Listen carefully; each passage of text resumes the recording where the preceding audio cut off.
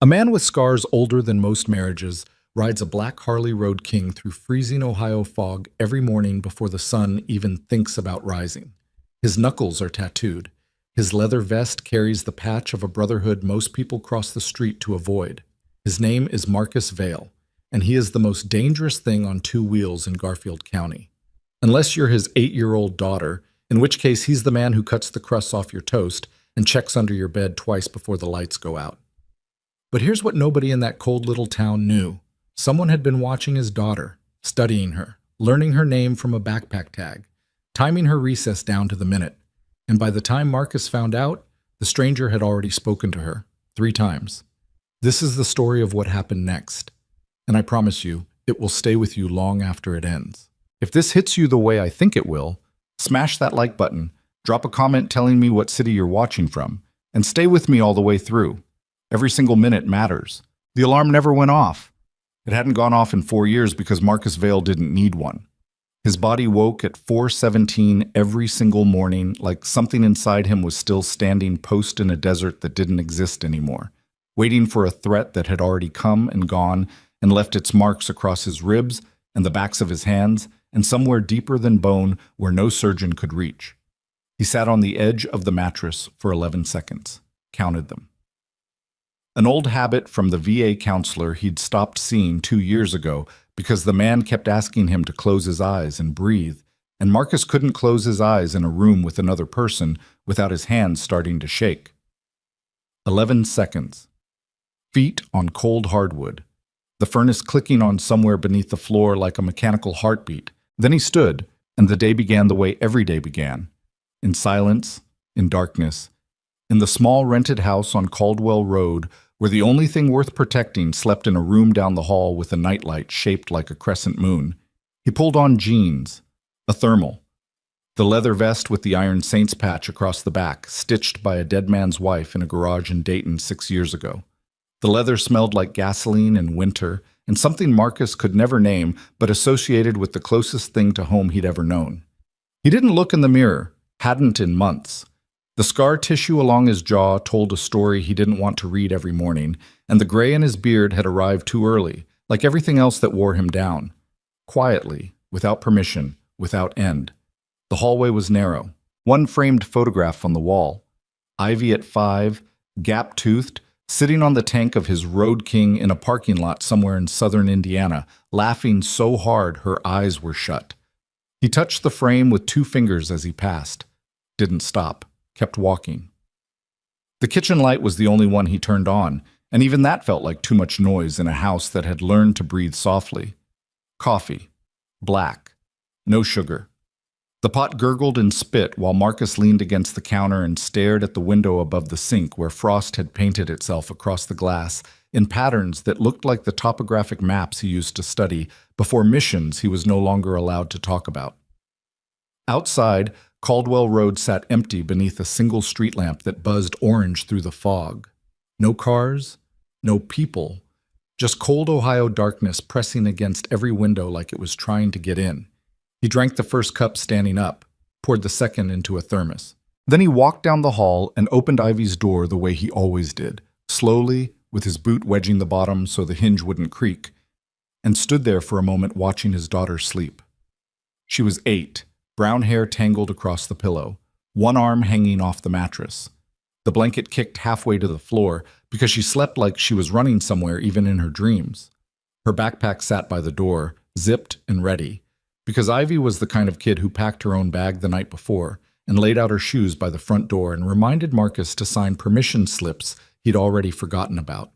She was more organized than he'd ever been, more patient, more human, maybe, in ways that made him feel like he was borrowing time he hadn't earned. Ivy. His voice was low. Gravel and smoke and something careful underneath. Time. She didn't move. Ivy, come on. One eye opened, then the other. She looked at him the way she always looked at him in the morning. Like she was checking to make sure he was real, that he hadn't disappeared in the night the way her mother had 3 years ago when the pills finally won and the apartment in Columbus went silent and Marcus drove 90 miles in the rain to collect a 5-year-old who didn't cry, who just held his hand and said, okay, and climbed into the truck and never asked why. Cold, Ivy mumbled. I know. Really cold. I know. Get up.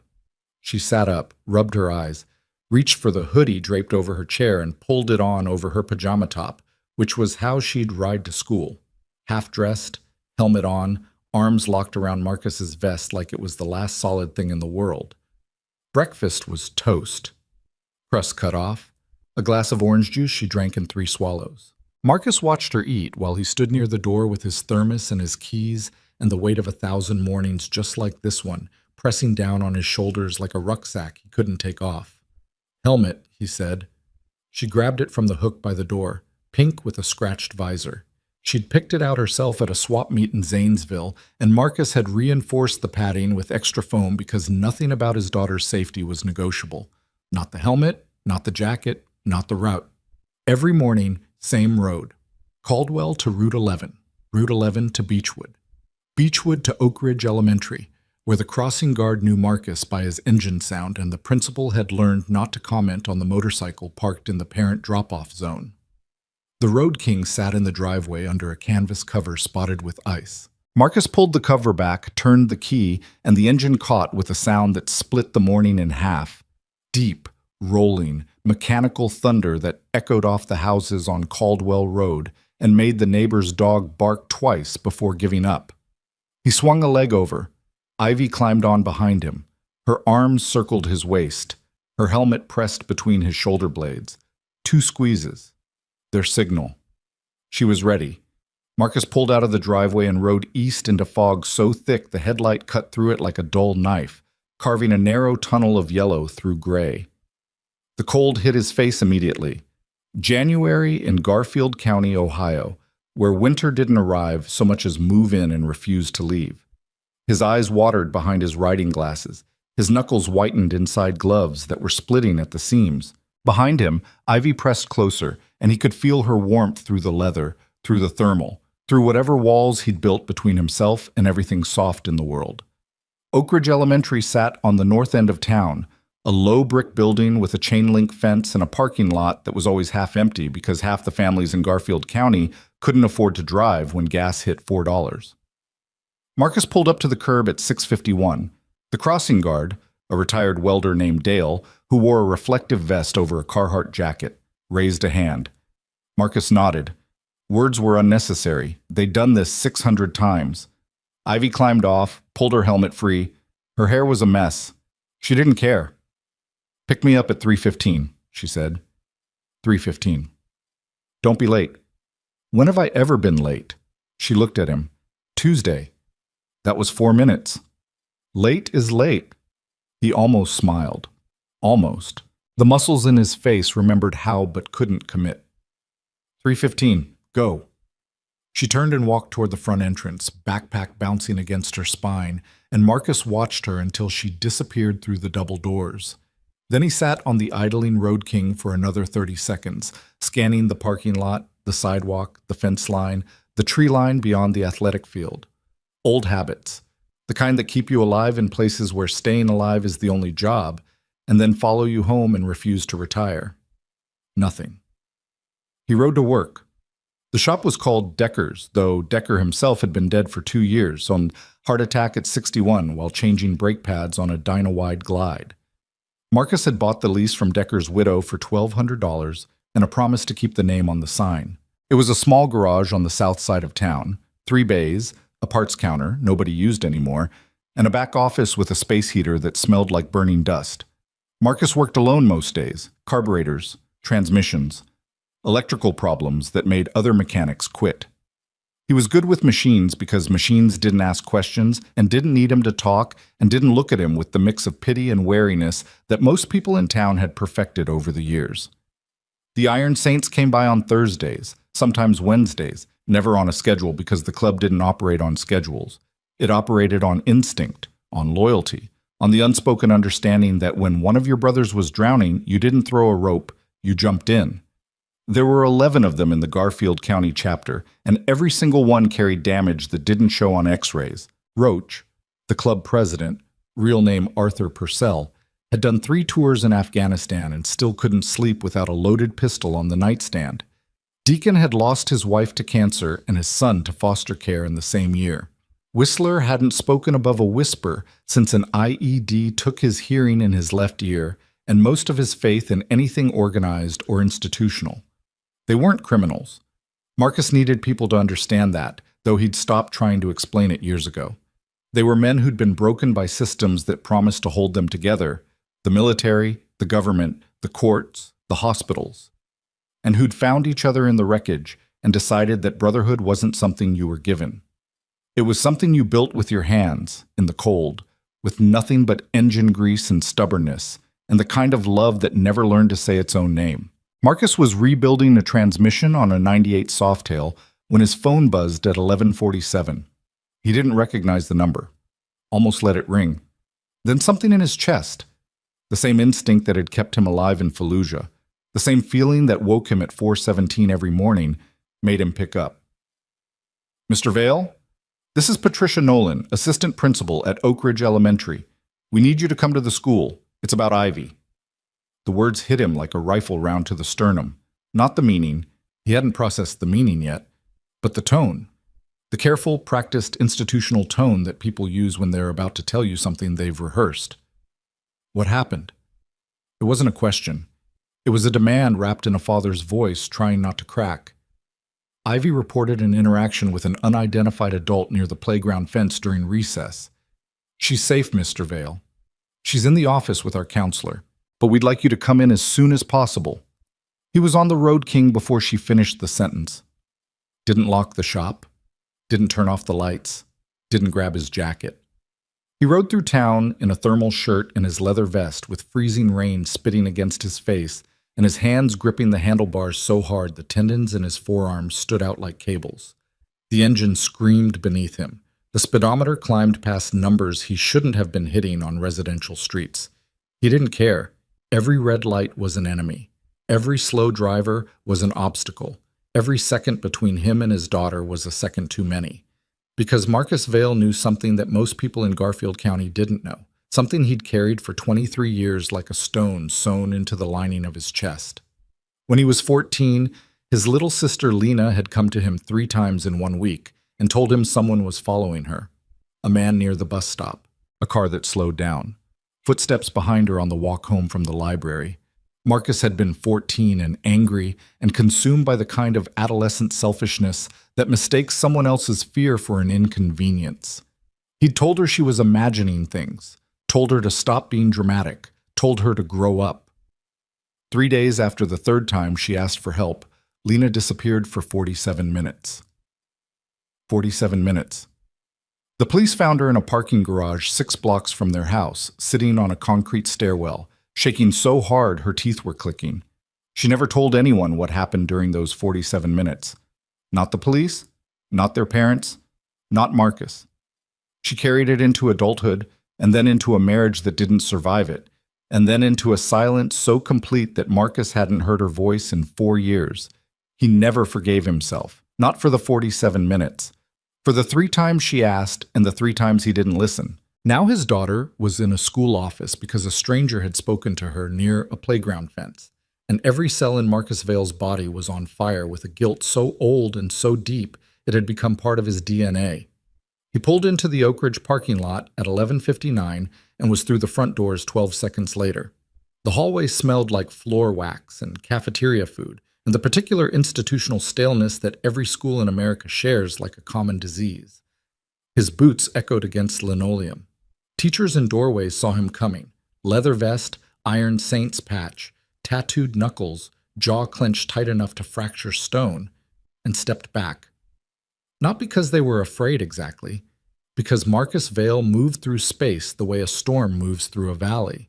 You didn't stand in front of it, you got out of the way and hoped it passed. The main office was at the end of the hall, glass doors, a reception desk.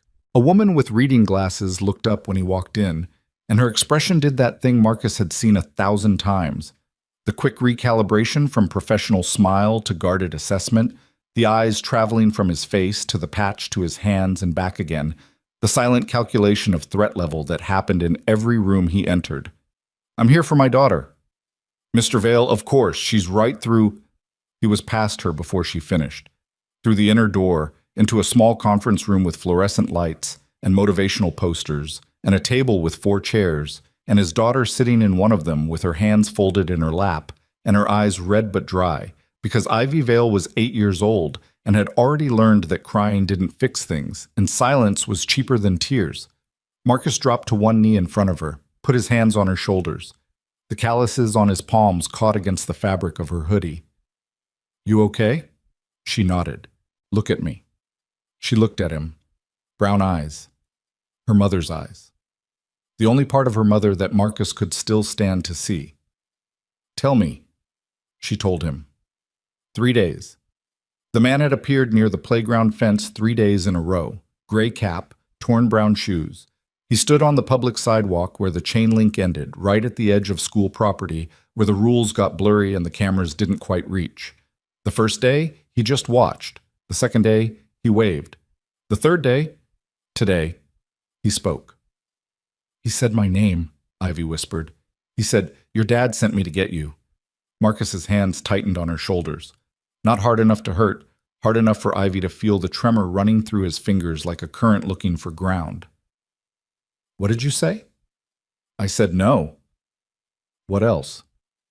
"I said my dad never calls me Ivy. He calls me Bug." Marcus closed his eyes. The room tilted. Because she was right. He never used her real name, not once in 8 years. She was Bug. Had been since she was 3 days old and curled against his chest in a hospital room in Columbus while her mother slept off the morphine, and Marcus looked down at this impossibly small thing pressed against his heartbeat and said, "You're a bug, you know that? Just a little bug," and meant it as the most sacred thing he'd ever said. The man at the fence had used her full name, the name on her backpack tag, the name on the school roster, the name a stranger could learn by watching. Patricia Nolan came in, navy blazer, clipboard, the kind of careful competence that institutions hire to handle situations they don't want to become headlines. She explained that they'd already contacted the police, that the school resource officer had reviewed footage from the nearest camera which caught a partial angle of the fence line, that a deputy was en route. Marcus listened the way he used to listen to mission briefings, absorbing data, cataloging variables, identifying gaps. And the gaps were enormous. The camera angle was partial. The man's face was obscured by the cap. The fence line wasn't technically school property. There was no physical contact, no direct threat. "So what you're telling me," Marcus said, and his voice was so quiet that Patricia Nolan leaned forward to hear it, "is that a grown man stood outside my daughter's school for 3 days studying her routine, learned her name from her backpack, and tried to lure her off school grounds by pretending to be sent by me. And your cameras barely caught it, and your staff didn't notice until my 8-year-old daughter reported it herself." The silence in the room was the kind that has texture, heavy, damp, the kind that settles over institutional failure like fog over a highway. "We take every report seriously, Mr. Vale." 3 days. He was there 3 days. "The playground is supervised, but the fence line, 3 days. Patricia Nolan set her clipboard down. She didn't have an answer that would survive the weight of that repetition, and they both knew it. Marcus turned back to Ivy. "You're coming home." "I have math after lunch." "You're coming home." She didn't argue. She grabbed her backpack and stood and took his hand, and they walked out through the main office past the receptionist, who was pretending not to stare, and through the front doors into freezing rain that hit their faces like needles made of January. On the ride home, Ivy pressed her helmet against his back and squeezed twice. Safe.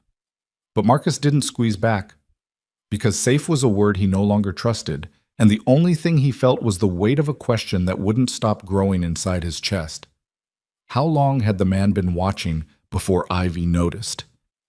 He called Roach from the kitchen while Ivy did homework at the table behind him, pencil scratching against paper, feet swinging beneath her chair because they didn't reach the floor. "I need you at the house," Marcus said. "When?" "Now." Roach didn't ask why. That was the thing about the Iron Saints. You didn't explain. You called, and they came. Not because of bylaws or obligation or the threat of consequence, because the men in that club had all been the person on the other end of that call at some point. The one whose voice went flat and careful, the one who said now, instead of whenever you can, the one who needed a wall of leather and chrome between his family and whatever was coming. And every one of them remembered what it felt like when nobody answered. 40 minutes later, 4 Harleys rolled down Caldwell Road in formation. Roach's Fat Boy leading, Deacon's Dinah on the right, Whistler's Street Glide on the left. And behind them, a man they called Gage, real name Thomas Brandt, on a Road King so old the chrome had turned the color of dirty silver. They parked in the driveway. Engines died one by one like a sequence of closing doors. Boots on gravel, leather creaking in the cold, the smell of exhaust mixing with frozen rain. Ivy looked up from her homework when they came through the door. She knew them all. Roach brought her comics from a shop in Akron. Deacon taught her to change a tire when she was 7. Whistler carved her a wooden horse for her last birthday, sanding it smooth enough that she could press it against her cheek without catching a splinter. "Hey, Bug," Roach said. His voice was the texture of a gravel road at night, rough, dark, but navigable if you knew the way. He was 53, barrel-chested, with a beard that reached his collarbone and eyes that had seen things in Helmand Province that he described to no one. "Your dad says you were brave today." Ivy shrugged. "I just said no." Roach looked at Marcus. Marcus looked at the floor. Because "I just said no" was the simplest sentence in the English language, and it was also the thing that might have saved his daughter's life. And the distance between those two truths was a canyon wide enough to swallow him whole. They sat in the kitchen. Coffee. No sugar for any of them.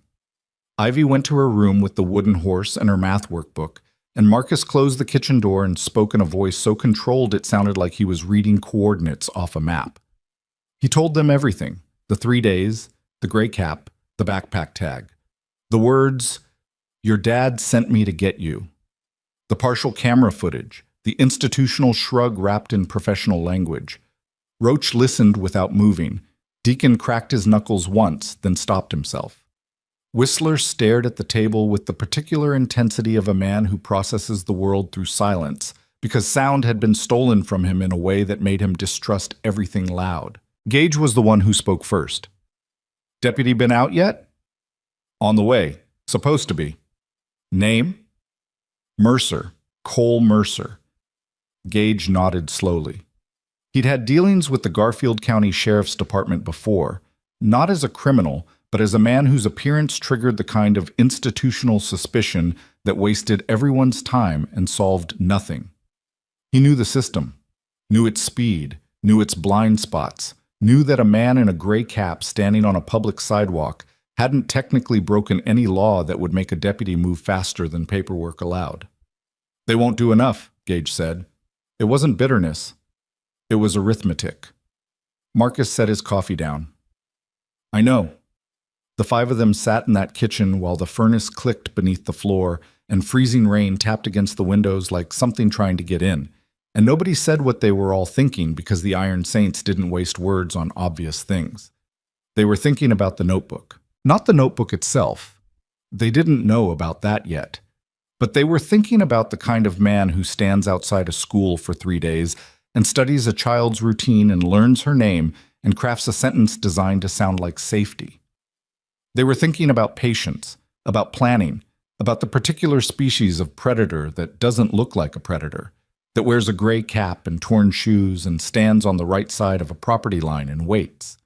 And they were thinking about the 11 other names they didn't know existed yet, written in handwriting that was careful and small, in a notebook tucked inside a sedan parked at a truck stop 17 miles south on Route 9. Deputy Cole Mercer arrived at 5:14. He was young, 30, maybe, clean-shaven. The kind of law enforcement that still believed procedure would protect the things that mattered. He sat in Marcus's kitchen and took notes and asked questions and did everything by the book, and Marcus answered every question while Roach and Deacon and Whistler and Gage sat at the table and said nothing, their silence a wall of leather and scar tissue that Mercer could feel but couldn't name. "We'll increase patrols near the school," Mercer said, "and I'll run the vehicle description through the system." "What vehicle description?" Mercer hesitated. "The school's camera caught a partial plate on a dark sedan parked on Birch Street around the times your daughter described. Partial plate." "It's a start, Mr. Vale." Marcus leaned forward. The kitchen light caught the scar along his jaw and turned it white. My daughter gave you a physical description. She gave you times. She gave you exact words he used. She did your job better than your cameras did. And you're telling me a partial plate is a start." Mercer closed his notebook. He was smart enough to know he was sitting across from a man who could dismantle him physically, and composed enough not to show it. "I understand your frustration. You don't." The word landed like a boot on a hardwood floor. Final. Mercer looked at the four men sitting behind Marcus. Patches, tattoos, scars, silence, and something in his expression shifted. Not fear. Recognition. The understanding that he was in a room full of men who had spent decades watching institutions fail the people they were supposed to protect, and who had very specific ideas about what happened when the system's response was a partial plate and increased patrols. "I'll call you when I have something," Mercer said. He left. The kitchen door closed. Outside, his cruiser pulled away from the curb, and Marcus stood at the window watching the taillights dissolve into fog. "He'll try," Roach said from the table. "Trying's not enough." "No," Roach agreed. "It's not." Marcus didn't sleep that night. He sat in the hallway outside Ivy's room in the dark, his back against the wall, his knees drawn up, his hands resting on his thighs. The house was quiet. The furnace clicked. Wind pushed against the windows. Somewhere outside, a dog barked twice and stopped. He listened to his daughter breathe through the closed door. Slow, steady, the rhythm of a child who trusted the world enough to sleep, who didn't know yet how much of that trust was built on a man sitting in a hallway with his fists clenched and his eyes open, and 23 years of guilt sitting in his chest like a bullet that never exited. At 2:40 in the morning, his phone lit up. A text from Roach. "Gage found something. Route 9, truck stop. Same sedan. Come now." Marcus stood, checked Ivy's room. Still sleeping, still breathing, still holding the wooden horse Whistler had carved. He called Deacon's wife, who lived 4 streets over, and who understood without explanation that sometimes a father had to leave his child with someone he trusted in the middle of the night because the world demanded things that couldn't wait for daylight. She was at the house in 11 minutes. Marcus kissed Ivy's forehead without waking her, zipped his vest, and walked into the frozen dark where his road king waited like a black animal crouched in the driveway. The engine turned over. The sound split the neighborhood in half. He rode south toward Route 9, toward the truck stop, toward whatever Gage had found in the dark. And somewhere in that sedan, parked beneath a broken light at the far edge of a gravel lot where long-haul truckers slept and no cameras reached, a notebook sat on the passenger seat. 12 names, 4 states, detailed notes on routines, schedules, and entry points. Ivy's name was 8th on the list. And the man in the gray cap was still inside the truck stop, drinking coffee, watching the door, waiting for the moment he'd decide it was safe to move again. He didn't know that 4 motorcycles were already turning off the highway. He didn't know what the Iron Saints did when one of their own called at 2 in the morning. And he didn't know that Marcus Vale, scarred, sleepless, shaking with a rage so cold it felt like winter living inside his bones, was 3 miles out and closing. What happened next at that truck stop would change everything. Not just for Marcus, not just for Ivy. For 12 families who didn't yet know their children's names were written in a dead man's handwriting, inside a notebook that smelled like cigarettes and gasoline and the kind of evil that wears ordinary shoes and waits. The truck stop off Route 9 sat like a wound in the dark, fluorescent light bleeding through greasy windows, diesel pumps humming in the cold, a neon sign missing 2 letters so it read RAEL stop in stuttering pink against the black Ohio sky. The gravel lot stretched wide and poorly lit, long-haul rigs parked in rows like sleeping animals, their engines ticking as they cooled. At the far edge, beneath a light pole with a shattered bulb, a dark sedan sat alone. No plates visible from the road, frost climbing the windshield, engine cold. Marcus killed his headlight 200 yards out and rolled the Road King to a stop behind a dumpster at the lot's perimeter. The engine died with a low mechanical sigh. He swung off and stood in the dark, his breath visible in the frozen air, his hands steady despite everything screaming inside him. 3 motorcycles were already there. Roach's fat boy tucked behind a propane cage, Deacon's Dinah near the fence, Gage's old Road King parked diagonally across from the sedan like a chrome barricade. Whistler's Street Glide was missing. Roach appeared from behind the propane cage. He moved quietly for a man his size, 240 pounds of scar tissue and controlled violence wrapped in leather that creaked when the wind hit it. His face was half shadow, half orange from a distant sodium lamp. "Whistler's inside," Roach said. "Counter seat, coffee, eyes on the target." "Where?" "Booth near the back. Gray cap. Eating eggs." Marcus looked at the truck stop's front windows. Through the condensation, he could make out shapes. A waitress, a trucker hunched over a plate, the silhouette of Whistler's broad shoulders at the counter. And beyond that, deeper in the dining area, a figure in a booth, alone. Gray cap pulled low. "Sedan's unlocked," Gage said. He'd materialized beside Roach without sound, which was something Gage did, appeared and disappeared like weather. He was the oldest of the saints, 59, with hands the size of dinner plates and a face that looked like it had been carved from driftwood by someone who didn't care about aesthetics. "Didn't touch anything. But I looked through the window." "And?" Gage's jaw tightened. The tendons in his neck moved like cables beneath weathered skin. "There's a notebook on the passenger seat. Open. I could read the first page through the glass." "What's on it?" "Names. Children's names, with schools listed next to them." The silence that followed had a sound. It sounded like four men breathing in January darkness while their blood went hot enough to melt the frost on their boots. Marcus felt something shift inside his chest. Not anger, not yet, but the precursor to anger, the tectonic movement before the quake, the moment the ground decides it's done holding still.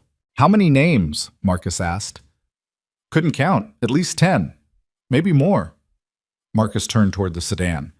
The distance between where he stood and that passenger side window was maybe 40 feet. 40 feet and a decision that would define everything that came after. "Don't," Roach said. Marcus stopped. Not because Roach outranked him. The Iron Saints didn't work like that, despite what people assumed. He stopped because Roach's voice carried a specific frequency that Marcus had learned to recognize over 6 years of riding beside him. It was the frequency of a man who'd made the wrong move in a critical moment before and carried the cost of it in places no one could see. "We call Mercer," Roach said. "Mercer's got a partial plate and good intentions. That's not enough." "It's enough if we give him the rest. Location, vehicle, suspect inside. We hand him a case he can't fumble. And if the guy walks before Mercer gets here, if he finishes his eggs and drives to the next state and finds the next kid on his list?" Roach didn't answer immediately. He pulled a cigarette from his vest pocket, the motion practiced, almost ceremonial, and lit it with a Zippo that clicked shut like a period at the end of a sentence. The flame caught the deep lines around his eyes, the faded tattoo on his left hand that read, "Remember" in block letters across the knuckles. He inhaled, exhaled. The smoke curled upward into frozen air and disappeared. "I know what you want to do," Roach said quietly. "I know exactly what you want to do because I want to do it too. Every man here does.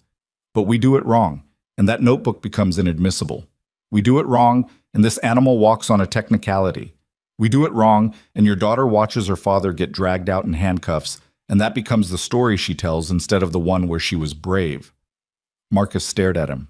The scar along his jaw caught the distant light and turned white. His hands hung at his sides, and the knuckles, tattooed, scarred, split from 2 decades of hitting things that sometimes hit back, flexed once, twice. "I'm not asking permission," Marcus said. "I know you're not. I'm asking you to think." "I've been thinking for 23 years, Roach. I thought my way through my sister disappearing. I thought my way through 3 deployments. I thought my way through burying my kid's mother.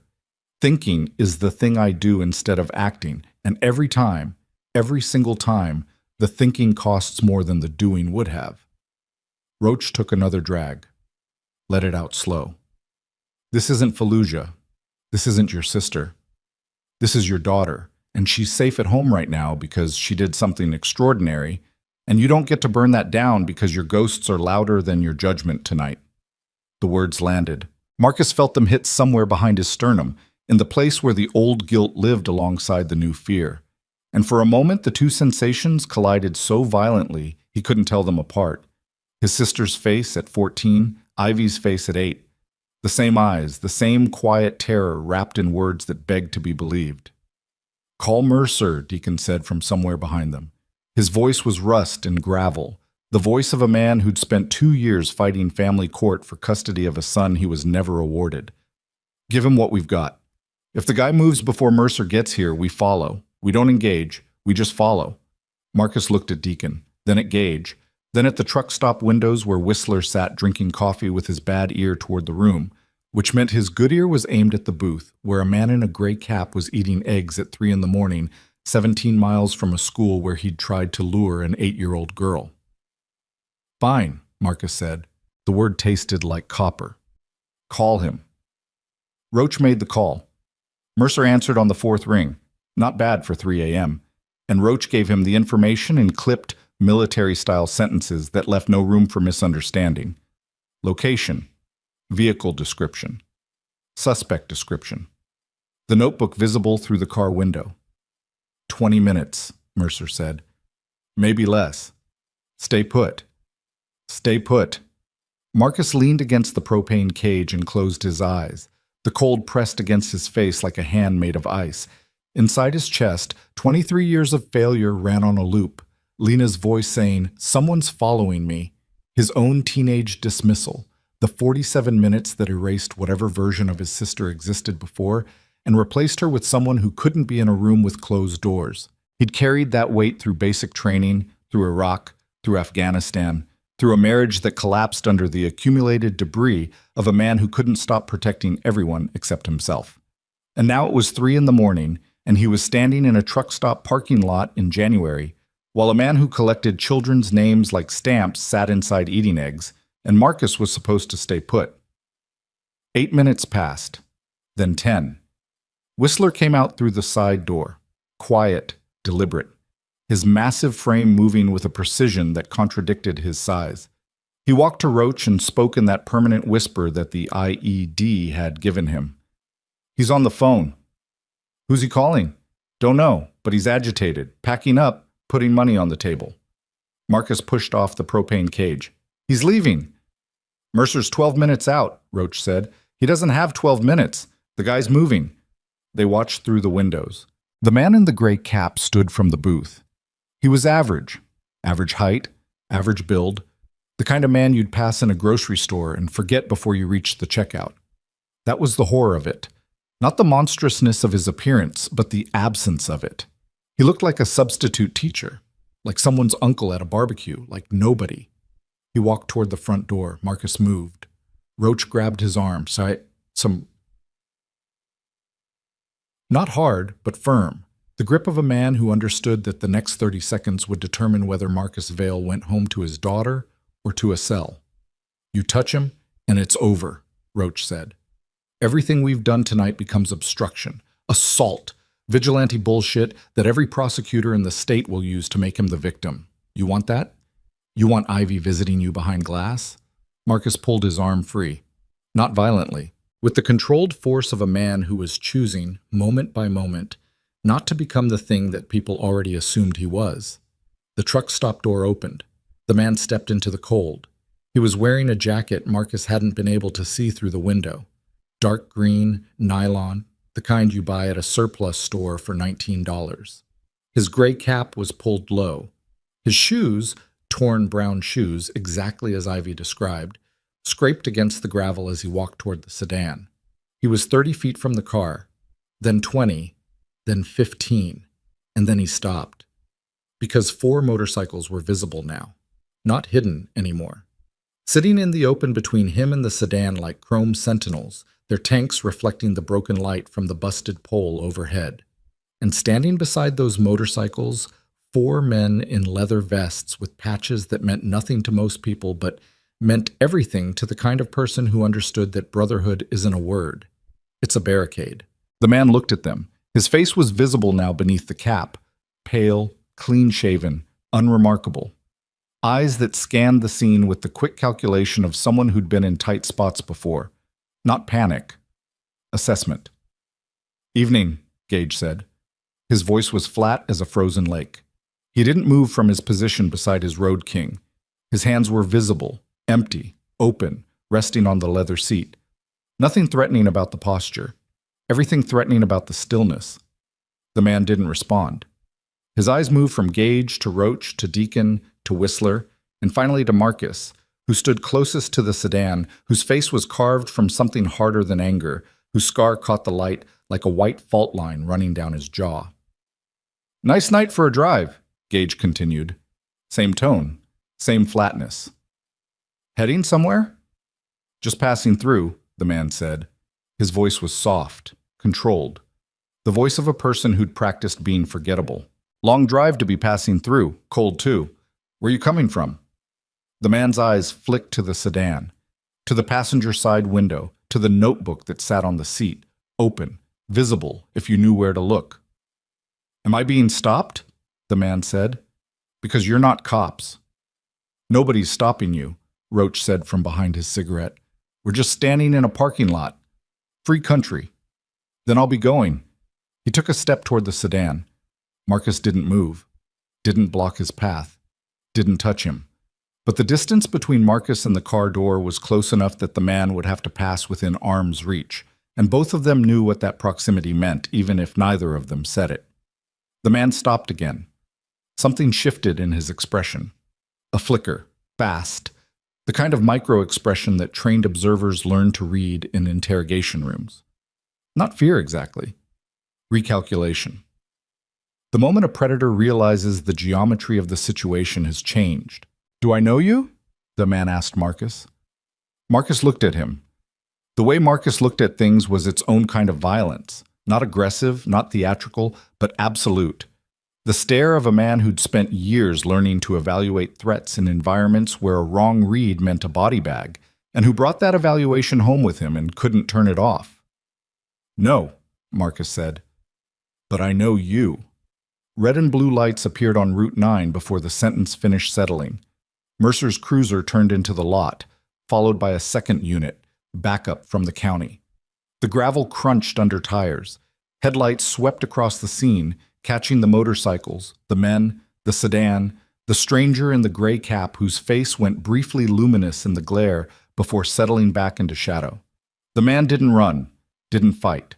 He stood between the Harleys and his sedan and watched the deputies approach, with the vacant composure of someone who'd been through this calculation before and knew the math.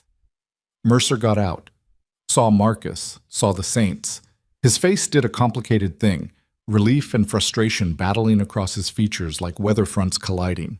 He approached the man in the gray cap with his hand near his belt and his partner flanking right, and the interaction that followed was procedural, quiet, exactly the kind of controlled encounter that training manuals describe and reality rarely delivers.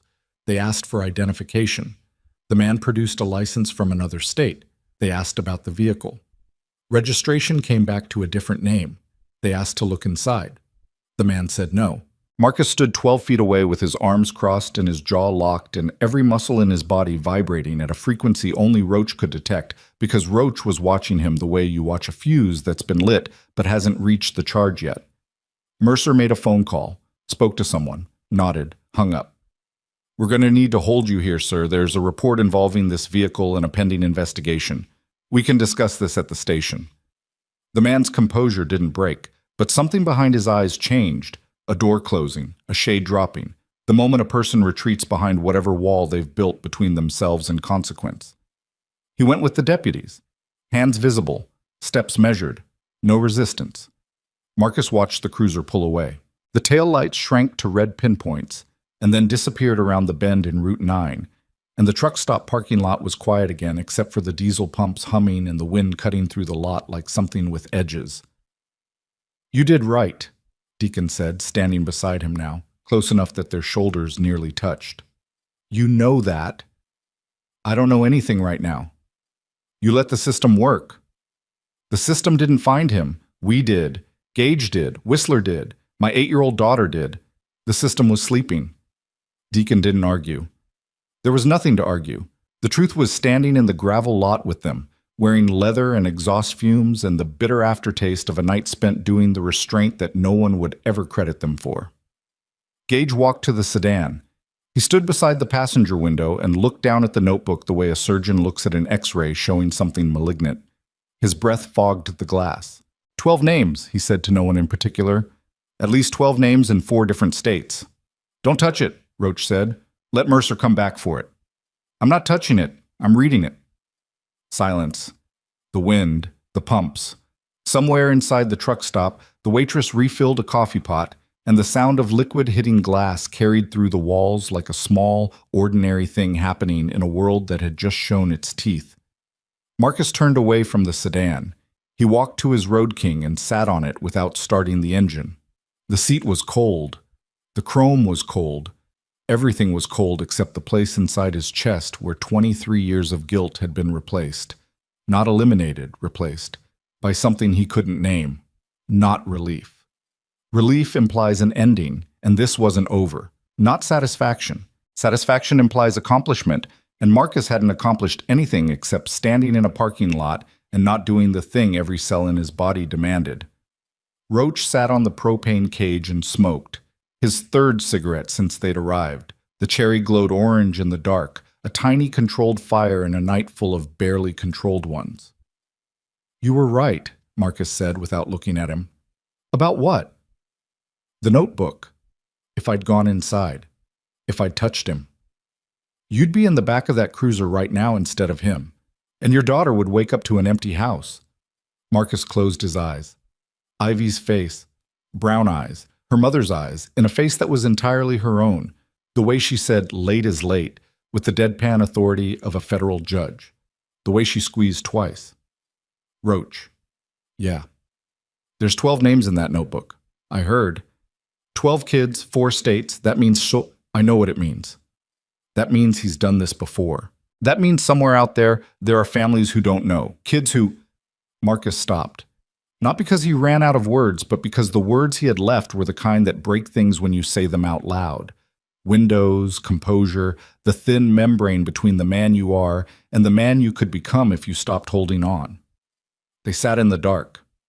5 men, 4 motorcycles, 1 empty sedan with a notebook full of children's names, and somewhere south on Route 9, in the back of a county cruiser, a man in a gray cap stared through the cage partition with eyes that showed nothing, because men like him learned early how to be nothing, how to disappear into ordinariness, how to walk through the world looking like someone's neighbor while carrying a notebook that proved they were something else entirely.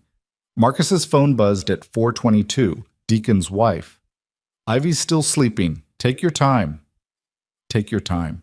As if time were something Marcus had.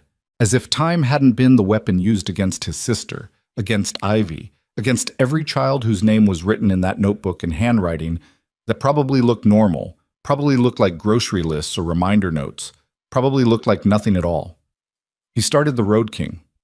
The engine turned over and the sound was the same as always. Deep, rolling, the mechanical heartbeat that had become his actual heartbeat somewhere between his 3rd deployment and his daughter's 1st birthday. He let it idle. The vibration traveled through the frame and into his hands and up his arms and into the place where his thoughts lived. And for a moment the vibration was louder than the fear and the guilt and the rage, and that was enough. Roach finished his cigarette, ground it under his boot, stood. Go home, brother. Be there when she wakes up. Marcus nodded, pulled out of the lot, rode north on Route 9 with the wind hitting his face like a wall of frozen needles. The road was empty. The sky was black. The trees along the highway stood like skeletal witnesses to something they couldn't describe. He was 2 miles from Caldwell Road when his phone buzzed again. Not a call. A text. From Mercer. He pulled over, read it in the glow of his screen while the engine idled beneath him and exhaust rose into the dark like a ghost leaving a body. Suspect identified, Warren Boyd Lester. Outstanding warrants in Pennsylvania and West Virginia. Notebook confirmed, 12 names, 4 states. Your daughter is name number 8. FBI field office contacted. This is bigger than Garfield County. Call me at 0800. Marcus read it twice. Then a 3rd time. The words didn't change. 12 names, 4 states, FBI. He put the phone away, sat on the bike. The engine rumbled. The cold pressed in. His daughter was number 8, meaning 7 came before her. 7 children in 3 other states whose parents might or might not have noticed. 7 families where a man in a gray cap had stood near a fence or a bus stop or a playground and watched and waited and done whatever came next in the notebook after the name and the school and the routine. Marcus had no way of knowing, sitting on the shoulder of Route 9 at 4:30 in the morning with ice forming on his eyelashes and his heart beating like a fist inside his ribs, what those 7 entries contained. Whether they were plans or records, whether they were things that hadn't happened yet or things that already had. But he knew, with the certainty of a man who'd failed once before, who'd let a 14-year-old's dismissal cost his sister 47 minutes that became a lifetime, that Ivy had stopped something, that her voice, her 8-year-old voice saying, "I said no, and my dad never calls me Ivy," had interrupted a pattern that stretched across state lines and school districts and the quiet, ordinary spaces where children are supposed to be safe but sometimes aren't. He rode home, parked in the driveway. The house was dark except for the nightlight in Ivy's room and the kitchen light he'd left on hours ago. Deacon's wife was asleep on the couch with a blanket pulled to her chin. Marcus covered her with a second blanket from the closet and walked down the hallway and opened Ivy's door. She was sleeping, same position, one arm off the mattress, blanket kicked to the floor. The wooden horse from Whistler clutched against her chest. He sat on the floor beside her bed, put his back against the wall, pulled his knees up, and he sat there in the dark listening to her breathe, and the sound was the only evidence he needed that tonight had gone right, that the system had worked. Not because the system was good, but because the people inside it, the broken ones, the patched-together ones, the ones who rode Harleys and wore leather and carried damage that no institution had ever successfully treated, had chosen to hold the line instead of crossing it. His phone buzzed one more time, a text from Roach. "Meeting tomorrow, full chapter. The notebook changes things. This isn't over." Marcus read it, didn't respond. Set the phone on the floor beside him, closed his eyes. Not over. 2 words that meant everything and promised nothing. Because somewhere in a county lockup, Warren Boyd Lester was sitting in a holding cell with the particular patience of a man who'd been caught before and released before, who understood the architecture of the legal system the way a locksmith understands tumbler pins. Not to build locks, but to open them. And somewhere in a notebook now sealed in an evidence bag, 11 names waited. 11 children who didn't know their routines had been cataloged.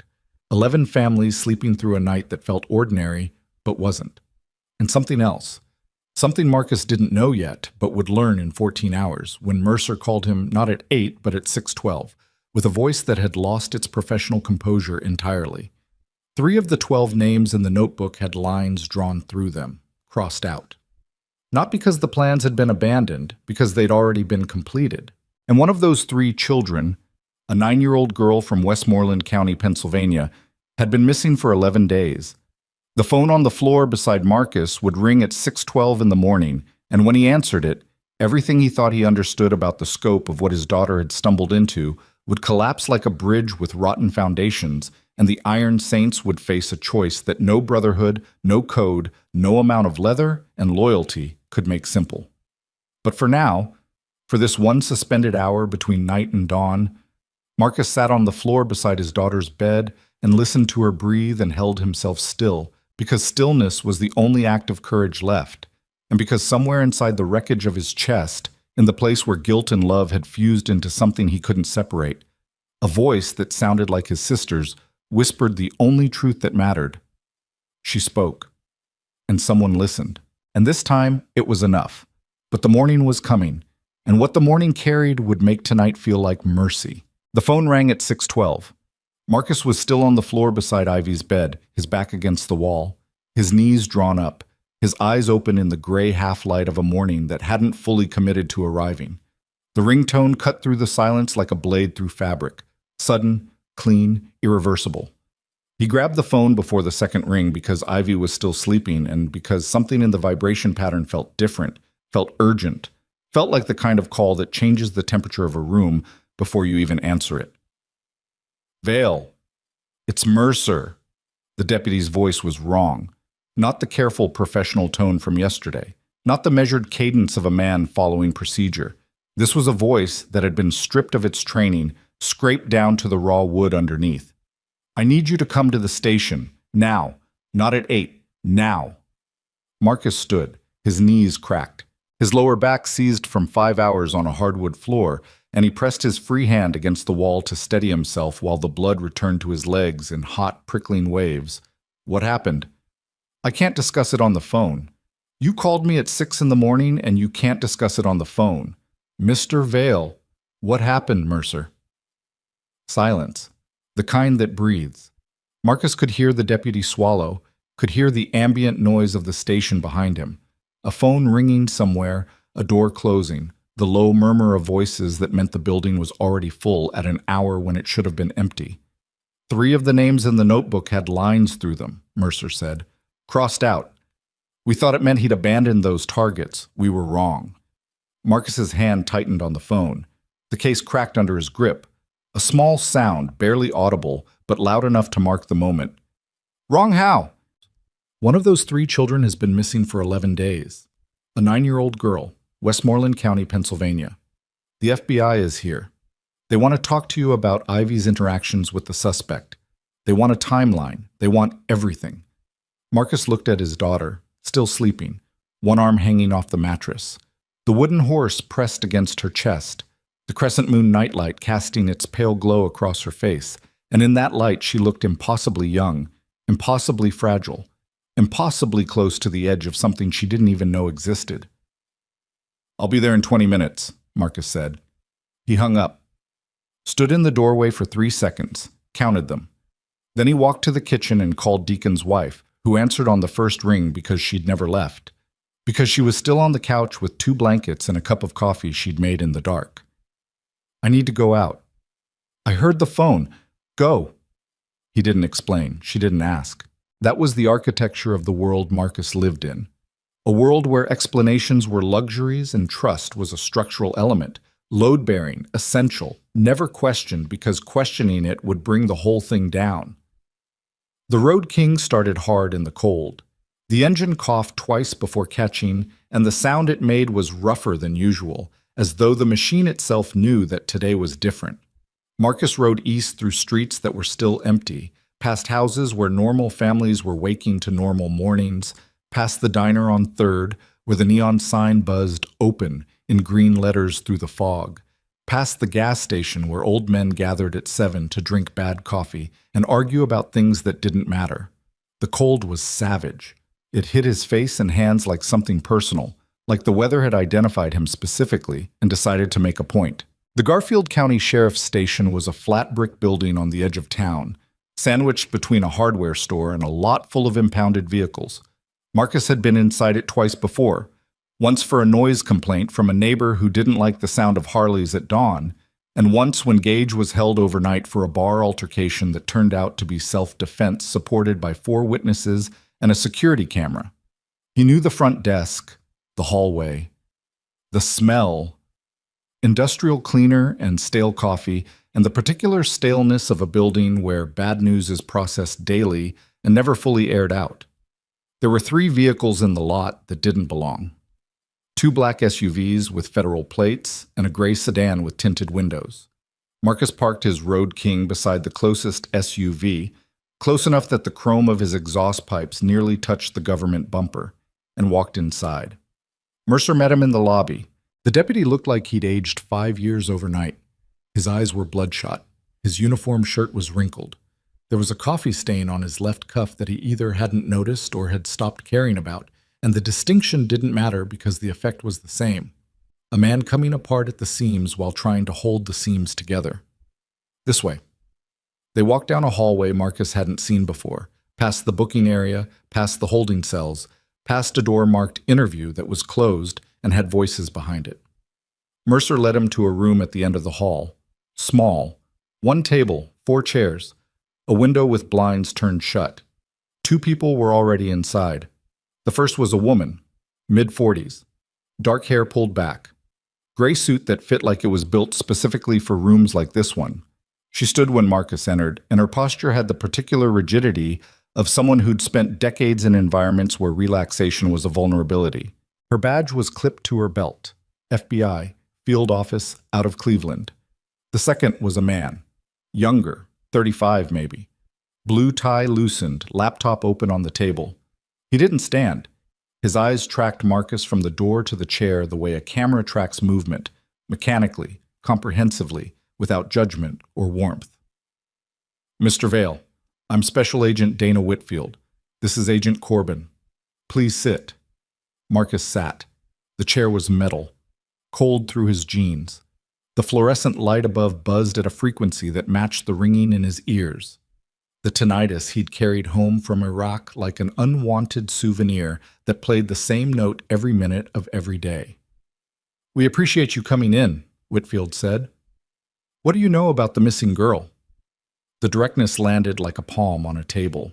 Whitfield's expression didn't change, but something behind her eyes recalibrated.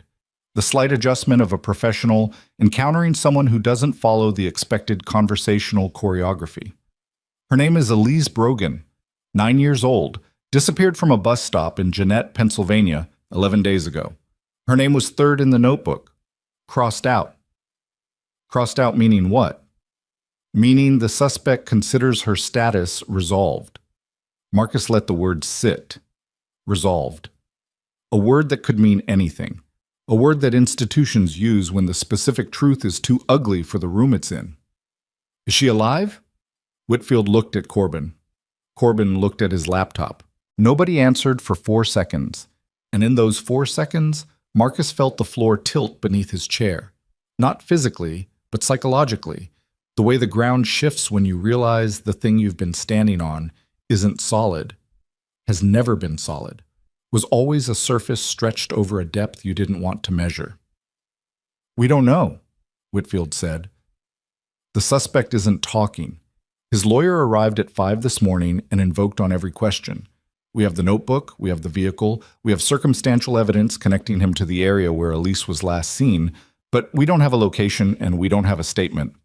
His lawyer, public defender, assigned at arraignment. He's been arraigned already? Emergency session, Judge Paulson. The warrants from Pennsylvania and West Virginia gave us enough to hold him, but the federal charges are still being prepared. The notebook alone isn't sufficient for... A man had my daughter's name in a notebook with 12 other children, 3 of whom are crossed out, 1 of whom is missing, and the notebook isn't sufficient?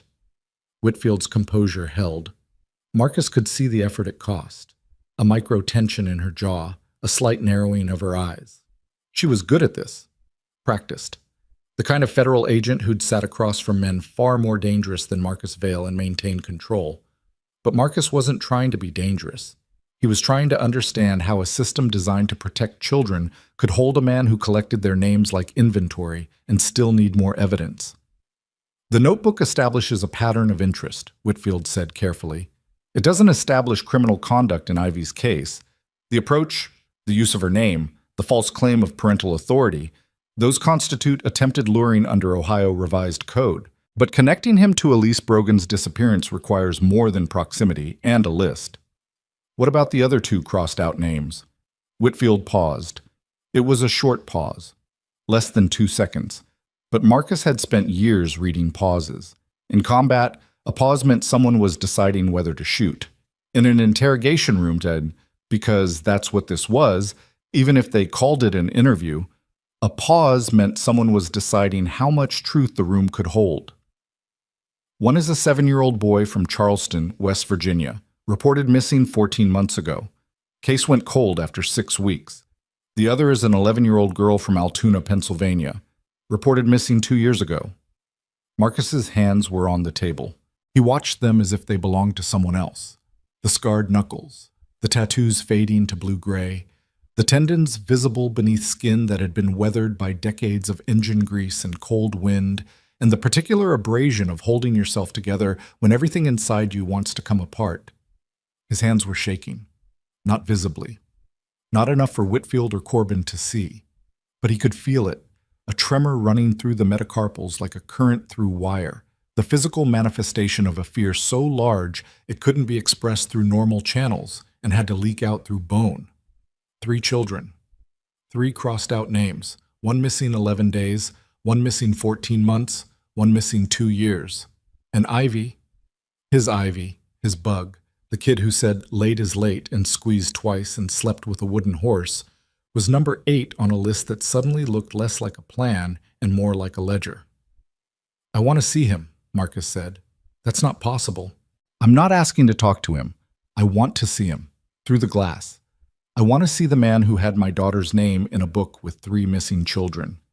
Mr. Vale, you called me here to help with your timeline. I'm here. I'll give you everything you need. But I want to see him first. Whitfield studied him. The assessment was professional, thorough. The kind of evaluation that takes in posture and hand position and vocal tone and eye contact and renders a judgment in under 5 seconds. Whatever she saw, it passed. 2 minutes. Observation window only. You don't speak. You don't knock. You don't react. Fine. She led him down the hallway, past the interview room where voices still murmured behind a closed door, past a break room where 2 agents in shirt sleeves looked up from laptops and immediately looked back down, to a door with a small window, not a mirror, just glass, that looked into a holding area. Warren Boyd Lester sat on a metal bench in a cell with his hands in his lap and his back against the cinder block wall. He was wearing the same clothes from the truck stop, dark green jacket, gray cap removed now, sitting on the bench beside him. Without the cap, his face was fully visible for the first time, and Marcus studied it the way he used to study terrain maps, searching for landmarks, for contours, for anything that would explain the geography of a thing. And the face told him nothing. That was the worst part. The face was unremarkable. Thin lips, receding hairline, glasses with wire frames that sat slightly crooked on a nose that had been broken once, maybe twice. He could have been a librarian, an accountant, the guy who bags your groceries at the store on the corner and asks if you found everything okay. There was nothing in his features that said predator, nothing that said monster, nothing that signaled the presence of a notebook with 12 children's names and 3 lines drawn through 3 of them like items completed on a task list. Lester sat perfectly still. His breathing was even. His eyes were open but unfocused, directed at the opposite wall with the blank patience of a man who is waiting, not anxiously, not fearfully, but with the settled composure of someone who understood that waiting was a skill, that time was a tool, that the system processing him was made of humans, and humans made mistakes, and mistakes created openings. Marcus watched for 90 seconds, didn't speak, didn't knock, didn't react visibly. But inside the leather and the scar tissue and the 23 years of guilt that had calcified around his heart like plaque around an artery, something fundamental shifted. Because Marcus had looked at dangerous men before, had looked at men who wanted to kill him in places where killing was the local industry. And those men had something in their eyes, rage or ideology or desperation or the particular madness that combat manufactures in people who weren't built for it. You could see it, you could read it, you could prepare for it. Lester had none of that. His eyes were calm, organized, the eyes of a man who filed things. Marcus turned away from the window, walked back to the interview room, sat down, gave Whitfield and Corbin everything they asked for, the timeline of Ivy's reports, the description of the man, the exact words he'd used, the truck stop, the notebook, the Iron Saints involvement. He spoke for 40 minutes without stopping, and his voice was level and precise and completely disconnected from the chaos running through his body like voltage through a transformer. When it was done, Whitfield closed her notebook. Mr. Vale, I want to be direct with you. The next 72 hours are critical. If Elise Brogan is alive, and that's an if, the clock is against us. Lester isn't talking. His lawyer is experienced enough to know that silence is the strongest play. The forensic team is processing the vehicle, the notebook, and his phone records, but these things take time. How much time? Days, maybe a week for the phone records. The girl's been missing 11 days. I'm aware of that, Mr. Vale. Marcus stood. The chair scraped against the floor. A sound like a match striking. Then you don't have a week. He left the station. The morning had arrived while he was inside. Gray, flat, the color of dishwater. The fog had lifted enough to reveal the town in its entirety, which wasn't much. A main street, a hardware store, 2 bars, a diner, a school, and the slow accumulation of quiet decay that defines small Ohio towns that the world forgot to maintain. Marcus sat on his Road King in the parking lot and stared at the building and felt something he hadn't felt in years. Not anger. Anger was familiar, manageable, a fuel he'd been burning since adolescence. This was different. This was the sick, weightless sensation of standing at the edge of a well and looking down and seeing no bottom. The understanding that the thing he'd stumbled into, the thing Ivy had stumbled into by saying no to a man at a fence, was not a local problem. Not a Garfield County problem. Not even an Ohio problem. It was a map. 12 pins, 4 states, 3 already pulled. He called Roach. Meeting now. Full chapter. Not Thursday. Not Wednesday. Now. Roach didn't argue. The shop on the south side of town, Decker's, became the staging ground by default. It was private. It had walls and a door that locked, and a back room with a space heater and enough chairs for 11 men, though only 9 showed because Two-Step was in Akron visiting his parole officer and Birch was working a night shift at the chemical plant in Marietta and couldn't leave. They arrived in 1s and 2s, engines rumbling down the alley behind the shop, boots on concrete, leather vests carrying the cold inside with them. The back room filled with the smell of coffee and cigarettes and the particular musk of men who'd ridden through January air on motorcycles built for the open road, not for navigating the frozen intestines of a dying Ohio town. Marcus told them everything. The phone call, the FBI. The 3 crossed-out names, Elise Brogan, 9 years old, missing 11 days. The boy from Charleston, the girl from Altoona. The notebook as ledger. Lester's silence. The lawyer's wall, the 72-hour window. The room absorbed it. 9 men processing information the way they processed everything, through the filter of personal damage. Roach, whose 3 tours in Afghanistan had taught him that evil doesn't announce itself. It files paperwork and follows procedures and wears a reasonable face. Deacon, whose custody battle had shown him that systems designed to protect children often protect the system instead. Whistler, whose silence had become a listening device so sensitive he could hear the frequency of a lie before the liar finished speaking. Gage, whose age and patience made him the chapter's institutional memory, the man who remembered every time the club had been at a crossroads and which direction they'd chosen and what it cost. "What do you want to do?" Roach asked.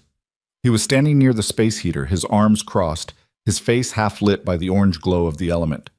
The question wasn't casual. It was structural. The answer would determine what the Iron Saints became in the next 72 hours. Observers or participants, witnesses or instruments. "I don't know yet," Marcus said. And it was the truth. And the truth felt like swallowing glass. "Then we figure it out," Gage said from the corner. His voice was quiet. Not Whistler quiet, not damaged quiet, but the quiet of a man who understood that volume was rarely proportional to importance. "What do we actually have? What's the real picture?" Marcus ran through it again. The facts, the timeline, the jurisdictional maze, local, state, federal, each layer adding bureaucracy and subtracting speed. The notebook in evidence, Lester in custody, the lawyer's silent strategy, the forensic backlog. "And the families of the other kids?" Deacon asked. "The ones who aren't crossed out, names 9 through 12. Do they know?" Marcus stopped. The question landed in the room like a stone dropped into still water, and the ripples moved outward in every direction, touching every man in the room. "I don't know," Marcus said. "Whitfield didn't say." "Then they don't," Gage said. "FBI doesn't notify until they've built a case. Those families are sleeping right now. Their kids are going to school, and they don't know their names are in a book in an evidence bag in a county lockup in Ohio." The silence that followed was architectural. It held weight. It had angles and load points and the particular tension of a structure being asked to support more than it was designed for. "We can't tell them," Roach said. "We can't not tell them," Deacon said. "So it's a federal investigation. We insert ourselves into that and what? What happens? We go to a parent's door and tell them their kid's name is on a predator's list, and we get, what, arrested for caring? You get arrested for interfering with an investigation. You get arrested for compromising evidence. You get arrested because the system doesn't distinguish between helping and obstructing when the helpers are wearing patches and riding Harleys." The room heated. Not from the space heater, from the particular friction generated when men who operate on instinct collide with men who understand consequences.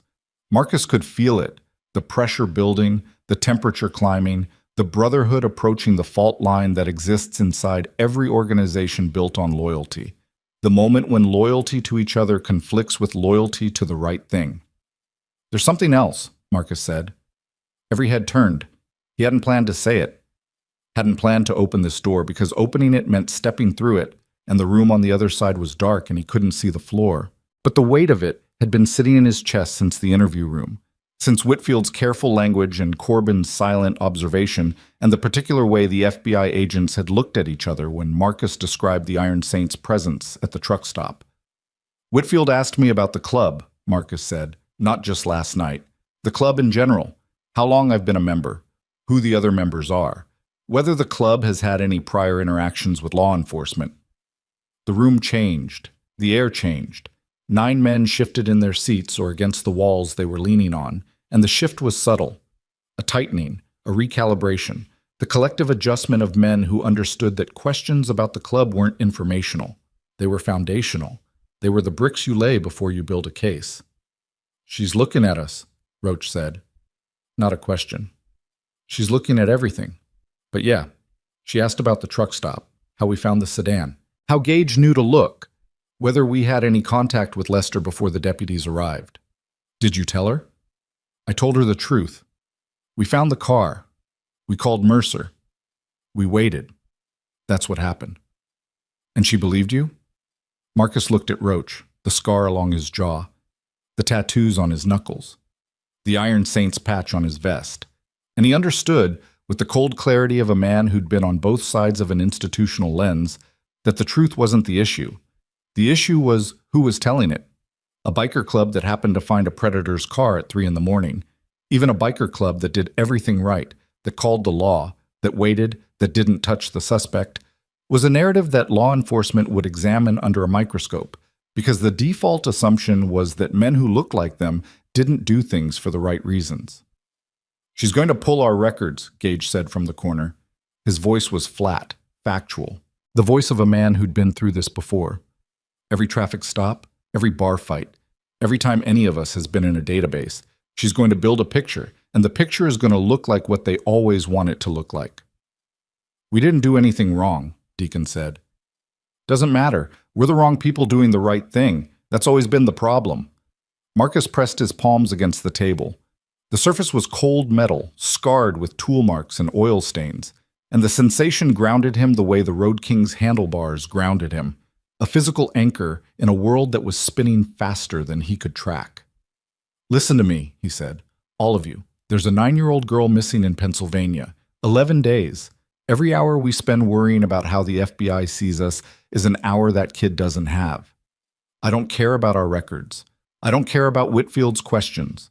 I don't care about what the system thinks we are. I care about what we actually are. And what we are is the only group of people in this county who found that car, who identified that man, who did what the cameras and the fences and the supervision policies couldn't do." He paused. The space heater clicked. Wind pressed against the shop's metal walls, and the building groaned like something alive. "But I'm not asking any of you to cross a line. I'm not asking you to break a law. I'm asking you to do what we've always done. Be the wall. Be the thing that stands between the danger and the people who can't defend themselves. If Whitfield wants to look at us, let her look. Let her see exactly who we are. Because who we are is the reason 12 names didn't become 12 tragedies." 8, Whistler whispered from the back of the room. The word was barely audible, pushed through the permanent damage in his throat, but everyone heard it. Marcus looked at him. "What?" 8, not 12. You said 12 names didn't become 12 tragedies, but 3 are crossed out. One girl missing 11 days, the math isn't 12, it's 8, and maybe less. We don't know what the other 2 crossed out names mean. We don't know if those kids are... He stopped. Not because he ran out of words, because the words he had left were the kind that change the atmosphere of a room, that lower the temperature, that make grown men look at the floor and remember that the world they live in produces horrors that operate on schedules and keep records. Marcus's phone rang. Mercer. "Vale, I need you back at the station." What now? Lester's lawyer just made a statement. Not a confession, a condition. A condition for what? For the location of Elise Brogan. He says his client will provide the girl's location in exchange for a reduced charge agreement. But there's a stipulation. Marcus gripped the phone. The room was silent. 9 men watching him, reading his face, processing the information through his expression before he said a word. What stipulation? Lester wants to deliver the information personally, not through his lawyer, not through a written statement. He wants a face-to-face meeting. With who? Whitfield? No. Mercer's voice cracked on the word. A tiny fracture, almost invisible, but Marcus heard it the way Whistler heard frequencies that other people missed. He asked for you, Marcus. By name. He says he'll only tell you where the girl is. The room went airless. Marcus stood in the back of his own shop, surrounded by men who would die for him, and who he would die for, holding a phone that had just delivered a sentence so precisely designed to destroy him that it could only have come from a mind that understood exactly how to weaponize a father's guilt against him. Lester wanted Marcus in the room, not the FBI, not the deputies. Marcus, the father of name number 8, the man whose daughter had stopped his pattern, the man whose face Lester had seen through a truck stop window at 3 in the morning, standing between 4 motorcycles and a notebook full of children. And the price of refusing was a 9-year-old girl missing for 11 days in Pennsylvania winter, where the average overnight temperature was 17 degrees and dropping. I'll be there in 10 minutes, Marcus said. He hung up. Roach was already moving toward him. You're not going in that room. A kid is missing. It's a trap. He's playing you. He saw you at the truck stop, and he's using your face as leverage because he knows, Marcus, that a father who almost lost his daughter will do anything to save someone else's child. That's not courage. That's a hook. And you're the fish. Roach, you walk into that room and everything changes. His lawyer will claim coercion, intimidation. A biker with a patch and a personal vendetta sitting across from his client. Every word out of Lester's mouth becomes tainted. Every piece of information becomes fruit of a poison tree. You don't save that girl by going in there. You bury her. Marcus looked at Roach. And for the first time in 6 years of brotherhood, of riding beside each other, of holding the line in moments when the line was invisible and the cost of crossing it was everything, for the first time Marcus felt the space between them not as distance but as fracture. Because Roach was right, legally, strategically, procedurally right. And Marcus didn't care.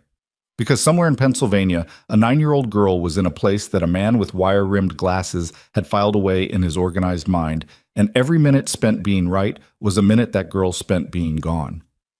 I have to go, Marcus said. Brother, listen to me. I heard you. I have to go.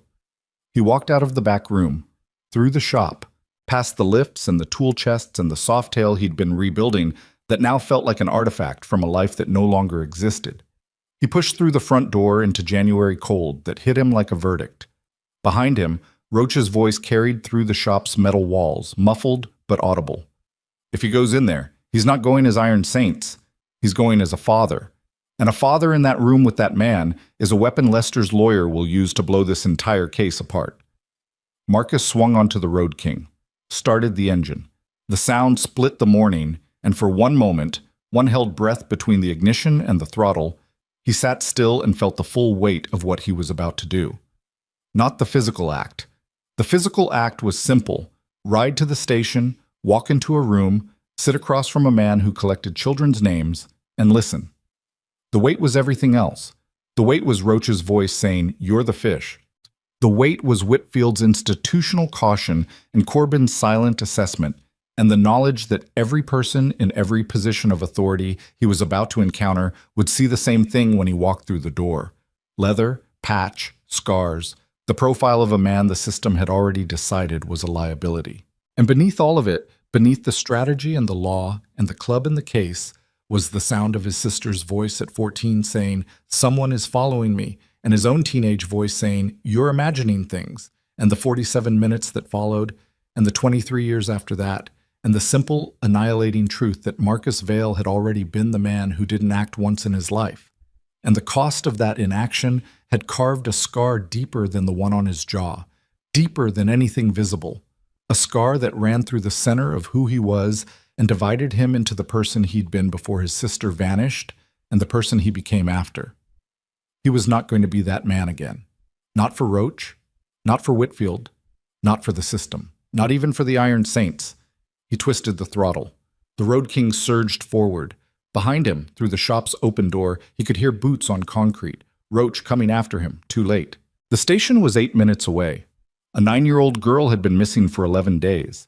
And a man in a holding cell was waiting for Marcus Vale by name, with a location in his head and a trap in his mouth, and the patient certainty of someone who understood that the most dangerous weapon in the world isn't a gun or a knife or a fist. It's a father's guilt. And Marcus was riding straight into it. The station hallway was longer than Marcus remembered. Or maybe it wasn't the hallway. Maybe it was the distance between the man he was when he walked through the front door and the man he would become by the time he reached the room at the end.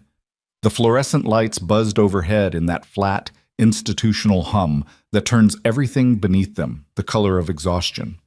His boots hit the linoleum in measured intervals. Not fast, not slow, the cadence of a man who had made a decision and was now walking into the architecture of its consequences. Mercer intercepted him halfway down. "Vale, wait." Marcus didn't stop. Mercer fell in beside him, matching his stride with the particular urgency of a man trying to redirect a force he knew he couldn't stop. "Whitfield's not happy about this. Don't care. She's allowing it, but there are conditions. You don't touch him, you don't threaten him, you don't raise your voice. The conversation is recorded, audio and video. His lawyer will be present. Whitfield and Corbin will be watching from the observation room. If at any point Agent Whitfield determines the interaction is compromised, she pulls the plug, and you're out. Non-negotiable." Marcus stopped, turned, looked at Mercer with eyes that had been awake for 26 hours and had seen things during those hours that rearranged the furniture inside his skull. The deputy was pale, younger than he'd looked yesterday. And somewhere behind the professional facade, Marcus could see the thing that Mercer was trying very hard not to show. The dawning understanding that procedure was a leash, and the animal at the other end of it didn't care about the leash anymore. "I understand," Marcus said. "Do you? Because the man in that room is smarter than he looks. He asked for you specifically. That means he's running a play. And the play isn't about giving up the girl's location. The play is about getting inside your head." "He's been inside my head since 3 o'clock this morning. Where's the room?" Mercer led him the rest of the way. Past the break room. Past the observation window where Marcus had watched Lester breathe with the composure of a filing cabinet. To a door. Steel frame, no window, a keypad lock that beeped twice when Mercer entered the code. The door opened and Marcus stepped into a room that felt smaller than its dimensions. 8 by 10, concrete walls painted the color of old teeth, a metal table bolted to the floor, 2 chairs on one side, one on the other. Warren Boyd Lester sat in the single chair. His hands were cuffed in front of him, resting on the table. The wire-rimmed glasses sat crooked on his nose. His hair was thin, uncombed, the hair of a man who'd spent the night on a metal bench and hadn't been offered a mirror. Beside him sat a woman Marcus hadn't expected. Not a public defender, not the haggard, court-appointed type he'd imagined, but a woman in her 50s with silver hair and a navy blazer, and the kind of composure that comes from decades of sitting in rooms like this one, across from people who needed her to be the barrier between them and the full weight of what they'd done. "Helen Garza," the woman said. "I represent Mr. Lester. You are Marcus Vale?" "Yes." "Please sit." Marcus sat. The chair was the same cold metal as before, but this time the cold didn't register. Nothing physical registered. His body had entered the state it used to enter before missions. The state where sensation becomes data, where emotion becomes fuel, where the boundary between the man and the machine dissolves, and what's left is pure operational focus. He'd hated this state once. Had spent years in VA waiting rooms trying to unlearn it. Now he needed it. Now it was the only thing standing between him and the impulse to reach across a bolted table and close his hands around the throat of a man who'd written his daughter's name in a notebook next to the names of missing children. Lester looked at him. The eyes behind the crooked glasses were exactly as Marcus remembered from the observation window.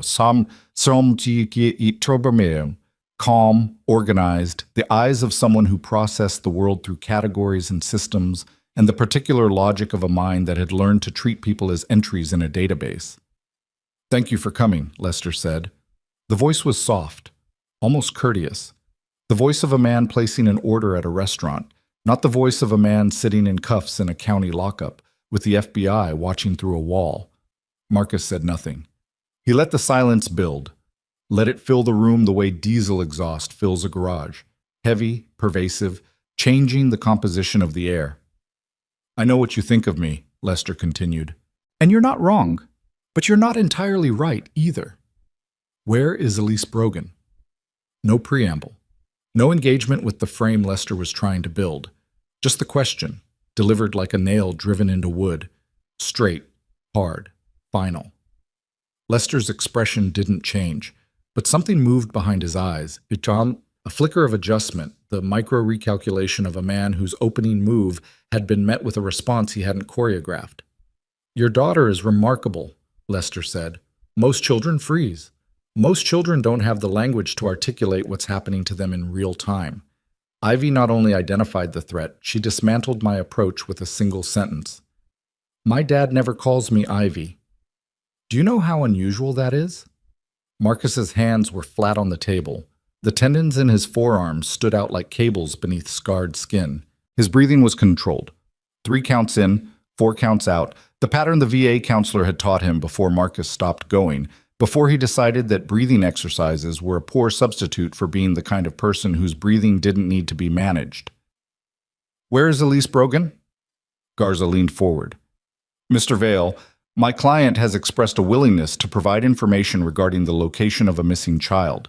This is a voluntary offer contingent on a formal written agreement from the United States Attorney's Office regarding charge reduction. That agreement is currently being drafted. In the interim, my client wished to speak with you directly, and Agent Whitfield has authorized this meeting under specific conditions." "I know the conditions." "Then you understand that this conversation is a courtesy, not a deposition. I understand that a 9-year-old girl has been missing for 11 days, and your client is using her location as a bargaining chip. That's what I understand." Garza's expression didn't waver. She'd heard worse, had sat in rooms with men who'd done worse. Her job wasn't to be moved. Her job was to be the wall, and she was very good at being the wall. Lester spoke again. "I asked for you because I wanted to see the man who raised a child like that. I wanted to understand how an 8-year-old girl in a town like this develops the instinct to question an adult's authority in real time. It's not common. It suggests training. It suggests a father who listened when she told him something was wrong." The sentence landed in the room like a body hitting the floor. Lester's composure held. The exterior didn't crack. But Marcus saw something pass through the man's eyes. A shadow. Brief.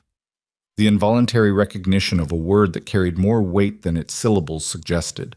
Listened. The word hung between them, and Marcus knew, with the certainty of a man who'd spent 23 years studying the cost of not listening, that the word had reached something. "I'm going to ask you one more time," Marcus said. His voice was quiet. Not threatening, not aggressive. Quiet in the way that a room goes quiet before structural failure. The last held breath before the ceiling comes down. "Where is Elise Brogan?" Lester looked at him for a long time. 6 seconds. 7. The fluorescent light buzzed. Somewhere beyond the concrete walls, a phone rang and stopped. The ventilation system pushed recycled air through a duct above the table, and the air smelled like metal and age, and the particular atmosphere of a room that had heard confessions and lies and the complicated space between them for decades. "She's alive," Lester said. Marcus's hands tightened on the table. The knuckles went white. The tattoos, faded blue-gray ink on scarred skin, stretched across bone that wanted to become fist. "Where?" Lester looked at his lawyer. Garza shook her head. A small movement, professional, the signal that the information being requested fell outside the boundary of what had been agreed. Lester looked back at Marcus. "I'll tell them. When the agreement is signed, I'll tell them exactly where she is, and she'll be found alive.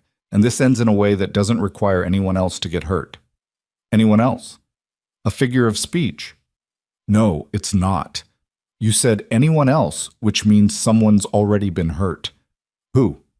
Elise? The boy from Charleston? The girl from Altoona? Garza stood. This meeting is over. Sit down, Marcus said. He didn't raise his voice. He didn't need to. The words carried the specific gravity of a man who had crossed a line inside himself so fundamental that the room could feel it.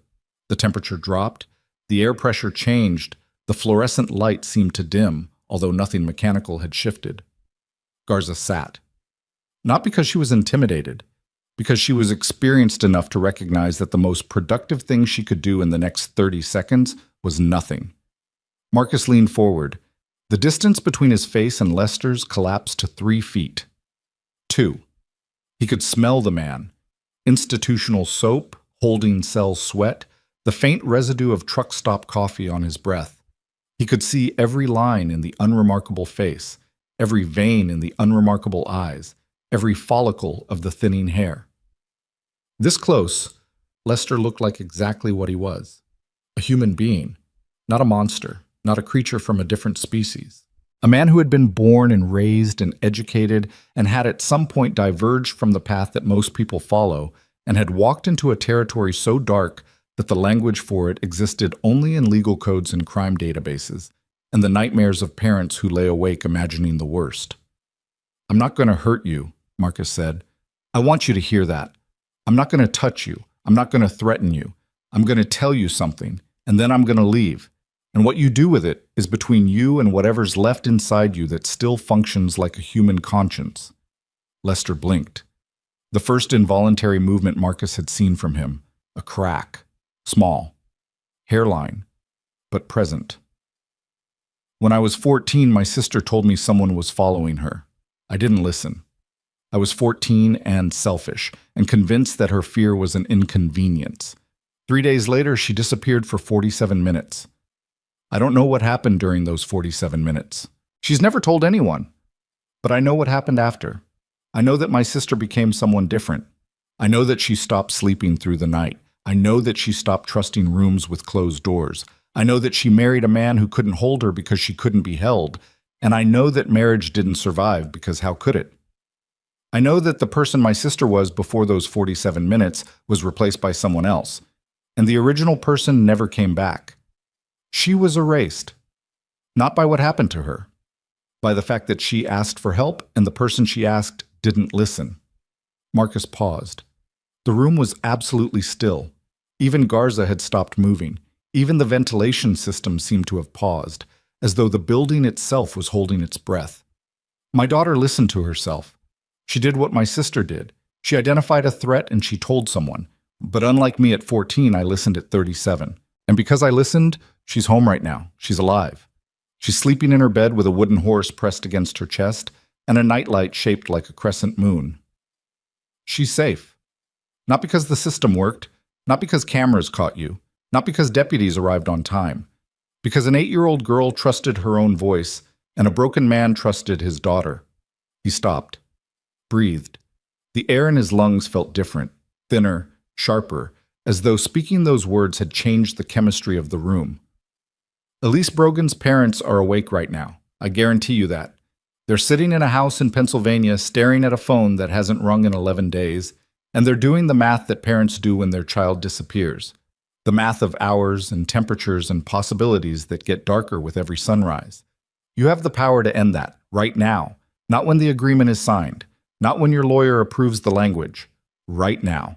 You can say an address or a landmark or a direction, and within hours that girl's parents can stop doing that math. Marcus stood. The chair scraped against the floor. The sound was loud in the small room, a sharp metallic protest that echoed off the concrete walls. I'm leaving now. I've said what I came to say. You asked for me because you thought seeing the father of number 8 would give you leverage. But I'm not leverage. I'm a mirror. And you just looked into it. What you do next is the only thing about you that still has the chance to be human. He turned, walked to the door, put his hand on the steel frame. The property off Latrobe, Lester said. Marcus stopped. His hand stayed on the frame. He didn't turn around. County Road 14, 6 miles past the gas station on the ridge. There's a structure. Used to be a feed store. Gray siding, no sign. The basement access is through a loading dock on the east side. Marcus turned. Looked at Garza, whose face had gone the color of the concrete walls. Looked at Lester, whose composure had finally, irrevocably broken. Not dramatically, not cinematically, but in the way that real things break, quietly, a fracture that starts as a hairline and spreads until the structure can no longer pretend it's intact. Lester's eyes were wet. Not crying, just wet. The body producing moisture for reasons the mind couldn't or wouldn't articulate. "She's alive," Lester said again. "She was alive when I left." Marcus walked out. The door closed behind him with the sound of something final. Whitfield was in the hallway. She'd heard everything. Her phone was already at her ear, and the words coming out of her mouth were clipped, rapid, jurisdictional. Coordinates, units, field office, local backup, EMT, child services. The machinery of rescue engaging with the speed that the machinery of prevention had failed to provide. Marcus leaned against the hallway wall. His legs were shaking, not visibly. The tremor was internal, deep, the full-body aftershock of a man who'd just done something that required him to be more controlled than he'd ever been in combat, more disciplined than any mission had demanded, because the enemy wasn't across a field or behind a wall. The enemy was 3 feet away, wearing wire-rimmed glasses, and the only weapon Marcus was allowed to use was his voice. Mercer appeared beside him. "You okay?" Marcus didn't answer. He was staring at the wall across the hallway. A beige wall with a fire extinguisher and an evacuation plan in a plastic frame, and seeing none of it. He was seeing Lester's face at the moment the words came out. The address. The details. The wetness in the eyes that might have been involuntary or might have been the last residual flicker of something human being forced to the surface by the weight of what Marcus had said. He didn't know which. He didn't care. What mattered was the address. "I need to call Roach," Marcus said. He walked outside. The morning was still gray, still cold, still the same dishwater sky over the same tired town. His Road King sat in the lot between the federal SUVs, chrome dulled by frost, and he leaned against it and pulled out his phone and called the one number that had been there every time the ground opened beneath him. Roach answered before the second ring. "What happened?" "He gave her up. County Road 14 past Latrobe, an old feed store. She's in a basement." Silence on the line. 3 seconds. 4. Marcus could hear the ambient sounds of the shop, men talking, boots on concrete, the distant hiss of the space heater. "Is she alive?" "He says she was when he left." "When did he leave?" "I don't know. They're sending people now. FBI, local units, Pennsylvania field office." More silence. Then Roach's voice, stripped of everything except the frequency that Marcus had learned to recognize over 6 years. The frequency of a man who was recalibrating, who was absorbing new information and reorganizing everything he knew around it. "You shouldn't have gone in there." "I know. It worked. I know that too. Come back to the shop. We need to talk." Marcus rode back. The streets of Garfield County were alive now. School buses rumbling through intersections, pickup trucks pulling out of driveways, the ordinary machinery of a small town performing its morning routine without any knowledge that 7 miles south, a federal agent was on the phone coordinating the potential rescue of a child who'd been in a basement for 11 days.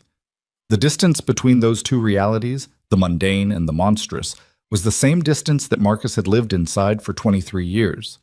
The distance between the world as it appears and the world as it is. The shop was full, not 9 anymore.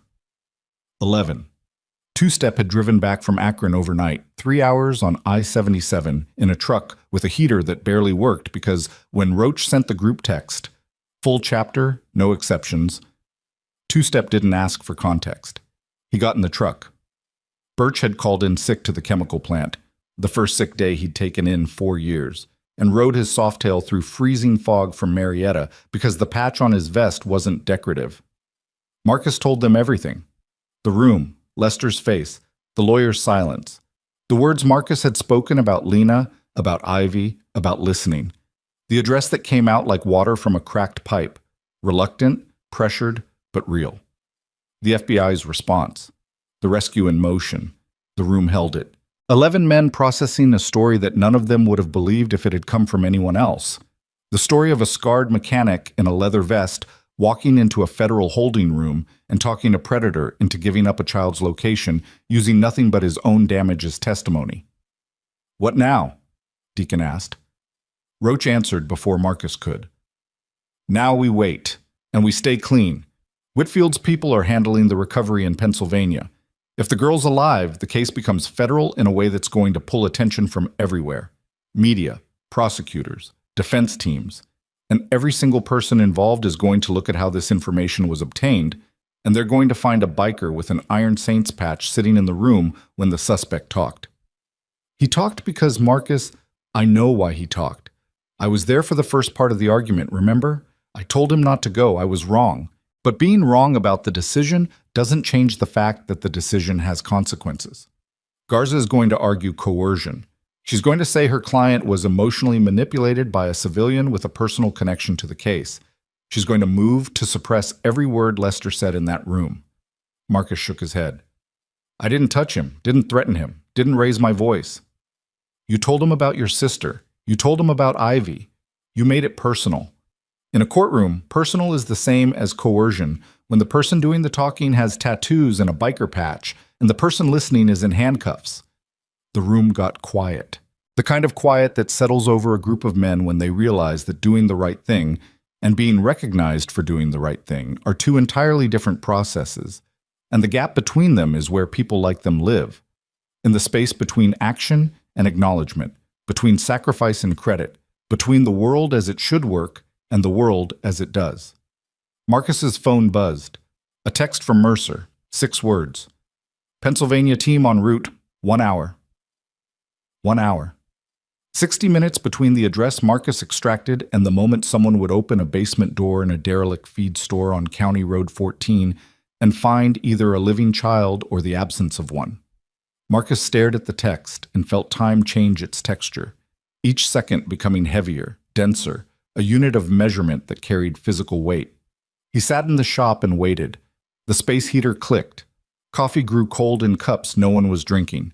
Cigarettes were lit and smoked and ground out and replaced. Nobody spoke except in fragments. The clipped, incomplete communication of men who understood that language was insufficient for the thing they were all carrying and that silence was not emptiness but solidarity. 42 minutes. Marcus paced. His boots traced a path between the tool chest and the back door, back and forth, the same 12 steps in each direction, and with every circuit the distance between his body and his mind grew wider. His body was in the shop. His mind was in Pennsylvania, on a county road, approaching a gray building with no sign, imagining a loading dock on the east side, and a door and stairs leading down into a basement where the air would be cold and the light would be wrong, and a child might be waiting or might not be waiting, and the difference between those two outcomes was everything. 51 minutes. His phone rang. Mercer. Marcus answered. Didn't speak. Waited. "They found her." 2 words. Marcus's knees buckled. Not dramatically. A small concession. A 2-inch drop that he corrected immediately by bracing his hand against the tool chest. But Roach saw it. Deacon saw it. 11 men in a motorcycle shop on the south side of a town nobody cared about saw the strongest man they knew almost fall, and not one of them looked away because looking away would have been a kind of abandonment, and the Iron Saints didn't abandon. "Alive?" Marcus managed. "Alive. Dehydrated. Hypothermic. Non-responsive but breathing. They're airlifting her to a trauma center in Pittsburgh." Marcus pressed his forehead against the tool chest. The metal was cold. Grease-stained. The surface of a working life, of hands that fix things for a living, of a man who had spent years rebuilding machines because machines were the only things he trusted himself to repair. The tears came without permission. Not sobs, not sound, just moisture, the body doing what the mind wouldn't allow, releasing pressure through the only valve available. "She's 11 days in," Mercer continued. His voice was cracking now, the professional veneer finally dissolving. "But she's alive. Because of what you did in that room, Marcus. The address was accurate. The structure matched. She was in the basement, exactly where he said." Marcus couldn't speak. He stood with his head against the tool chest and his hand flat on the metal, and his eyes closed and let the information move through him the way a current moves through a wire, hot, overwhelming, changing the composition of everything it touched. Roach's hand landed on his shoulder, heavy, steady, the hand of a man who'd held dying soldiers and carried wounded brothers and understood that strength isn't the absence of collapse, but the willingness to collapse in front of people who won't judge you for it. "You did it, brother." Marcus shook his head. The tears kept coming, silent, uncontrolled. "Ivy did it," he said. His voice was wrecked, gravel and smoke and salt water and the sound of a man being reassembled from the inside out. "Ivy did it when she said no to a man at a fence. Everything after that was just following the thread she started." The shop was silent. 11 men. 11 Harleys outside in the cold. 11 lives shaped by damage and held together by a bond that had no legal standing and no institutional recognition and no value in any system except the one they'd built themselves, in the cold, with their hands, from nothing. And somewhere in Pennsylvania, a helicopter was lifting off a frozen field with a 9-year-old girl wrapped in thermal blankets, and her heartbeat was steady, and the paramedic holding her hand was speaking softly, and the sky above was gray and vast and indifferent, and beneath it the world continued doing what the world does, failing and recovering and failing again, and sometimes, in the spaces between the failures, producing moments of grace so improbable they felt like evidence that something underneath the machinery still worked. Marcus's phone buzzed again.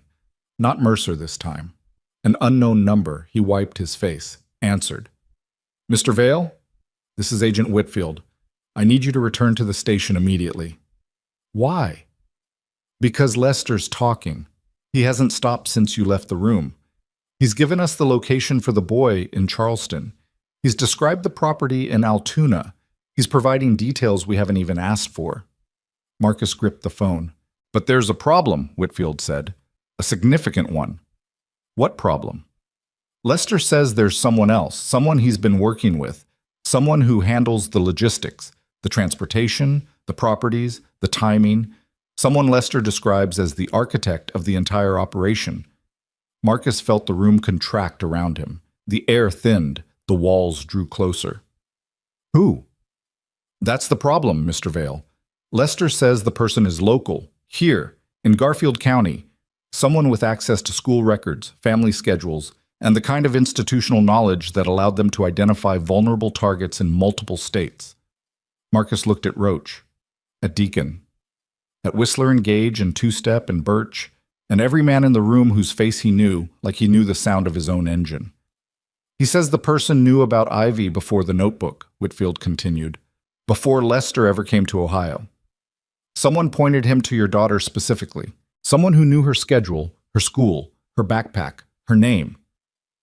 The floor opened beneath Marcus Vale's feet, not physically, not structurally, but in the way that certainty opens when the thing you thought was solid turns out to be surface, and beneath the surface is a depth you never measured because you trusted the ground.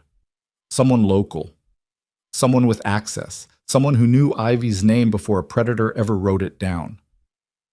"Mr. Vale, are you there?" "I'm here," Marcus said, but the word here had lost its meaning, because here was a motorcycle shop in a town he'd trusted, surrounded by men he'd trusted, in a world he'd trusted just enough to raise a daughter in, and that trust had just been cracked open like an engine block with a fault line running through it. Someone in Garfield County had pointed a predator at his child, and Marcus didn't know who. Marcus didn't ride back to the station, not yet. He stood in the shop with the phone still pressed to his ear, and Whitfield's words still circling inside his skull like shrapnel that hadn't found a place to land. Someone local, someone with access, someone who knew Ivy's schedule, her school, her backpack, her name. The information didn't settle. It ricocheted, bouncing off the walls of every assumption he'd built his life around since moving to Garfield County 4 years ago, when he'd chosen this town specifically because it was small, because it was quiet, because the kind of danger he was running from didn't exist in places where everybody knew everybody, and the worst thing that happened on a Tuesday was a fender bender at the intersection of 3rd and Main. He'd been wrong. The danger hadn't followed him. The danger was already here, embedded in the infrastructure of the place he'd chosen as shelter, woven into the routines and access points of the community he trusted enough to send his daughter to school in every morning on the back of a motorcycle. "Who has access to school records?" Marcus said. He wasn't asking Whitfield anymore. The phone was away from his ear. He was asking the room. Roach answered first. "Administration, front office, counselors, anybody in the district system." "Teachers?" "Some. Depends on the system." "Volunteers?" Gage spoke from the corner. His voice had the flat precision of a man working through a problem mechanically. "PTA, booster clubs, classroom aides, field trip chaperones. Anyone who signs in at the front desk gets temporary access to rosters, emergency contacts, pickup authorizations." Marcus's mind was a machine now, stripping down the question the way he stripped down transmissions, removing each component, examining it, looking for the part that didn't fit. Someone who knew Ivy's schedule, someone who knew which school, which recess time, which backpack, which name. Not a stranger. Not someone from out of town, someone embedded, someone trusted. "How did Lester get to Ohio?" Deacon asked. The question was quiet but structural, the kind of question that shifts the foundation of everything built on top of it. "He's from Pennsylvania. Warrants in West Virginia. He's not from here. Someone brought him here. Someone told him about Oak Ridge. Someone gave him a target." Marcus grabbed his keys. "I'm going to the station." "Not alone," Roach said. "This isn't a club decision." "The hell it isn't. Someone in this town put a target on your kid. That makes it club business. That makes it the only business." Marcus looked at Roach. 6 years of riding beside this man. 6 years of Thursdays at the shop and midnight calls and the particular brand of loyalty that doesn't require contracts or explanations or the approval of anyone outside the circle. Roach's face was carved from the same material as the mountains he'd fought in, weathered, cracked, ancient in a way that had nothing to do with age and everything to do with what the years had contained. "Then come," Marcus said. They rode together, 2 Harleys splitting the morning traffic on Route 11, engines announcing their approach in that deep mechanical thunder that made pedestrians stop and turn and perform the quick involuntary calculation that every small-town resident performs when motorcycles with patches pass. Threat or protection, danger or safety, the ambiguity that the Iron Saints lived inside like a permanent address. Whitfield was waiting outside the station, arms crossed, breath visible in the cold. Her face had changed since the phone call. The professional composure was still there, but beneath it was something Marcus recognized from combat. The particular tension of a person who has new intelligence and hasn't finished processing its implications. "He's still talking," Whitfield said as they approached. "He's given us the Charleston location. The boy is alive, different property, same state. Recovery team is en route." Marcus felt the information hit but didn't let it land. Not yet. There was something more important. The local contact. Lester refers to this person as the source, claims he's never met them face to face. Communication was through a prepaid phone and a series of dead drops. Information packets left at predetermined locations. The packets contained photographs, schedules, addresses, school layouts, and behavioral profiles of the children. Behavioral profiles. Notes on temperament, which children were isolated, which had single parents, which had inconsistent pickup schedules, which were, and this is Lester's word, accessible. Marcus's stomach turned, not metaphorically, physically. He tasted coffee and bile at the back of his throat and swallowed it down with the practiced discipline of a man who had learned to control his body's responses in environments where vomiting could get you killed. "Who?" Marcus said. "Who in this town has that kind of information about children?" Whitfield uncrossed her arms. "We pulled Lester's phone records an hour ago. The prepaid he described was purchased at a convenience store in Zanesville 8 months ago.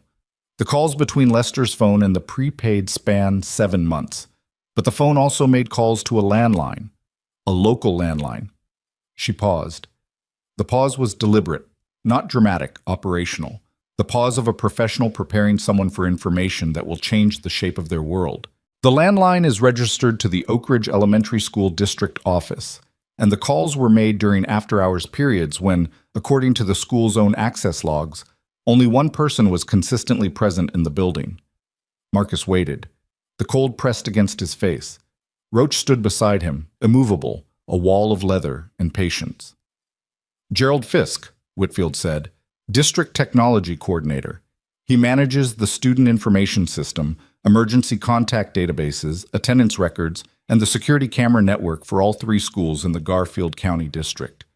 The name landed like a fist against the inside of Marcus's chest. Gerald Fisk. He knew the name. Not well. Not the way you know a friend or even an acquaintance. The way you know a fixture. The man who sat in the back row at school board meetings. The man who updated the parent portal when login credentials expired. The man who'd been at Oak Ridge for 11 years. Longer than most teachers, longer than the principal, longer than the crossing guard. A thin man with glasses and a quiet voice who ate lunch alone at his desk and drove a gray Corolla and had the kind of presence that registered as furniture rather than person. The man who controlled the cameras. Marcus felt the connection snap into place with a sound only he could hear. The metallic click of a cylinder turning, of tumblers aligning, of a lock opening onto a room he hadn't known existed. Fisk controlled the camera network. Fisk knew which angles covered what. Fisk knew where the blind spots were, including the blind spot at the fence line where Lester had stood for 3 days without appearing on any footage. Because the blind spot wasn't accidental. It was designed by the man who built the system. "Where is he?" Marcus said. "We have agents approaching his residence now. Warrants being executed as we speak." "His residence is on Orchard Street, 3 blocks from the school, 4 blocks from my house." Whitfield's expression confirmed what he already knew. The proximity was not coincidence. It was architecture. Marcus turned away, walked 3 steps toward his motorcycle, stopped. His hands were fists at his sides and his jaw was clenched so tight the scar tissue along the bone pulled white. And inside his chest, the thing that had been holding him together for the past 36 hours, the discipline, the control, the operational focus that kept emotion in a compartment sealed with training and necessity, began to fracture. Because this was different from Lester. Lester was a stranger. Lester was a monster from somewhere else who passed through towns like a disease moving through a population. But Fisk was here. Fisk was embedded. Fisk had sat in the same building as Marcus's daughter for 4 years, had access to her records, her emergency contacts, her photograph in the student database. Fisk had watched Marcus drop Ivy off every morning from somewhere inside that building, and he had taken what he knew and packaged it and placed it in a dead drop for a man who collected children's names like inventory. Roach's hand landed on his shoulder. The same hand, the same weight, the same unspoken message that had been transmitted through that gesture 100 times before. "I'm here. I'm not leaving. The ground is still solid because I'm standing on it with you." "Let them do their job," Roach said. "I know." "I mean it. This one's not yours." "I know." But Marcus didn't move from the parking lot. He stood beside his road king with Roach's hand on his shoulder and watched the station and waited while Whitfield went inside and the morning turned from gray to white, and the town of Garfield County continued its ordinary operations around him. The diner serving breakfast, the hardware store opening its doors, the school buses running their routes past Oak Ridge Elementary, where a man named Gerald Fisk had controlled the cameras and the records and the blind spots for 11 years. 40 minutes later, Whitfield came back outside. Behind her, 2 agents escorted a thin man in handcuffs from a federal SUV that had pulled into the lot while Marcus was staring at the sky. The man was Gerald Fisk. Marcus recognized him immediately. The glasses, the narrow shoulders, the particular way he carried himself. Shoulders curved inward, as if trying to occupy less space than his body required. Fisk's face was blank, not composed like Lester's. Blank. The expression of a person who had lived so deep inside a compartmentalized existence that the collapse of the partition between his public self and his actual self had produced not panic, but absence. He looked like a man who had been unplugged. Fisk's eyes found Marcus as the agents walked him past. For 1 second, one held breath between 2 heartbeats. They looked at each other. Marcus saw nothing in those eyes that explained what was behind them. No malice, no guilt. No recognition of the damage done, or the lives dismantled, or the 8-year-old girl whose name had been extracted from a database by hands that were supposed to maintain it. Just blankness. The screensaver expression of a mind that had already retreated behind whatever wall it had built to survive what was coming. Marcus watched him disappear into the station. The door closed, and the parking lot was quiet except for the sound of Roach lighting a cigarette and the distant rumble of a school bus turning the corner on Beechwood. "It's done," Roach said. Marcus shook his head. "It's not done. It's just starting, for those families, for those kids, for Elise Brogan in a hospital in Pittsburgh. This is the beginning of something that's going to last years." "Yeah, but the part that was yours is done." Marcus looked at him. The cigarette smoke curled between them in the cold air, rising in a thin column before the wind tore it apart. "Was it mine? Any of it? All of it? From the moment Ivy said no, every piece of it was yours because she's yours and you listened. That's the whole thing, Marcus. That's the entire story." They rode home. The streets were fully alive now, the town performing its daily functions with the mechanical reliability of a system that didn't know it had been compromised from the inside. Marcus pulled into the driveway on Caldwell Road and killed the engine and sat on the bike for a long time, listening to the metal tick as it cooled, staring at the front door of the rented house, where the only thing that mattered was inside. Deacon's wife met him at the door. She looked at his face and didn't ask, just stepped aside, picked up her coat, touched his arm once, a gesture that lasted less than a second but communicated more than most conversations, and left. Ivy was at the kitchen table. Homework, math, the pencil scratching against paper in that rhythmic, focused way she had, the way she approached everything, with a concentration that made Marcus feel simultaneously proud and heartbroken, because 8-year-olds shouldn't need to be that focused. 8-year-olds should be careless and loud and messy, and his daughter was none of those things, because her life had taught her that carelessness was a luxury, and noise attracted attention, and mess was something you cleaned up before anyone noticed. "Hey, Bug." She looked up. Brown eyes, her mother's eyes, the eyes that had seen a man at a fence and known, somehow, instinctively, in that place where a child's intuition lives before the world teaches them to doubt it, that something was wrong. "You look tired," she said.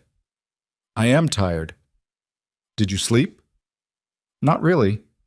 She studied him the way she sometimes did, with an attention that exceeded her age, that saw through the leather and the scars and the careful architecture of toughness he'd built around himself and found the man underneath, the man who cut crusts off toast and checked under beds and sat on hallway floors in the dark, listening to his daughter breathe. "Is everything okay now?" she asked. Marcus sat down across from her. The kitchen chair creaked under his weight. The table between them was scarred with years of use, coffee rings, pencil marks, the small accumulated evidence of a life being lived in a space that wasn't much but was theirs. "Getting there," he said. "Because of you." "Because of me?" "You said no to a man who told you your dad sent him. You knew it was wrong because you knew I'd never use your real name. That one sentence, that one thing you noticed, it helped a lot of people, Bug, more than you know." Ivy looked at him with an expression he'd never seen before. Not pride, not confusion. Something between the two. The look of a child beginning to understand that the world is larger than the edges of her own experience, that the things she does in the small moments of her small life can ripple outward in directions she can't see. "I just said what was true," she said. "Yeah, that's exactly what you did." He reached across the table and put his hand over hers. The contrast was absurd. His hand, scarred and tattooed and calloused from decades of machines and combat, and the particular abrasion of holding your life together with grip strength alone, covering her hand, small and clean and still holding a pencil. The image of those two hands together was the entire story compressed into a single frame. Everything Marcus Vale had been and everything he was trying to become held in the space between a father's palm and a daughter's fingers. The weeks that followed moved at the speed of institutional machinery. Slow, grinding, thorough. The FBI's investigation expanded. Gerald Fisk's electronic footprint revealed a network of communication spanning 3 years, linking him to Lester and to a broader pattern of information brokering that had facilitated access to vulnerable children across state lines. Fisk had not acted out of ideology or compulsion. He had acted out of transaction, money. Not large amounts. enough to pay off a car loan, to cover dental work, to fund the small, desperate expenses of a man who earned $41,000 a year and had found a revenue stream in the information he was paid to protect. The banality of it was the hardest part, not evil in the cinematic sense. No dark rooms, no manifesto, no tortured psychology that could be dissected and understood. Just a man with access and debt and the willingness to convert other people's children into a commodity. Elise Brogan survived. Marcus learned this from Mercer 3 weeks after the rescue. A phone call at 7 in the morning, Mercer's voice steadier now, recovering from the professional damage of having been part of a case that exceeded every boundary he'd been trained for. Elise was in a rehabilitation facility outside Pittsburgh. Her parents were with her. The physical injuries were treatable. The rest would take longer. The rest always took longer. The boy from Charleston was found alive in a rural property matching the coordinates Lester provided. He was 7. His name was Daniel. He'd been missing for 14 months. Marcus didn't ask for details about those 14 months. Some information is a door you open only if you're prepared to live in the room behind it, and Marcus had enough rooms. The girl from Altoona, the third crossed-out name, was not found alive. She had been gone for 2 years. Lester provided a location. Recovery teams confirmed it. Marcus learned this from Whitfield in a phone call that lasted 45 seconds.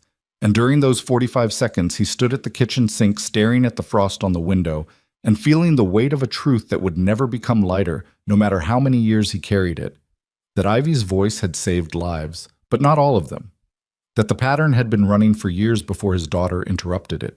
That somewhere in Altoona, a family was receiving the worst possible answer to the worst possible question, and no amount of justice or accountability or system reform would undo the permanence of that answer. He didn't tell Ivy about the girl from Altoona. There were things a father carried so his child didn't have to, and this was one of them. Spring came the way spring comes to Ohio. Grudgingly, in stages, as if the season itself wasn't sure the state deserved it. The ice on Caldwell Road melted. The fog lifted. The neon sign at the diner on 3rd stopped flickering and burned steady green through evenings that lasted longer each week. Marcus reopened the shop after a 2-week closure that he'd explained to his 3 regular customers as personal reasons, which was the kind of explanation that small-town Ohio understood without requiring elaboration. The Iron Saints resumed their Thursday visits, but something had changed in the texture of those gatherings.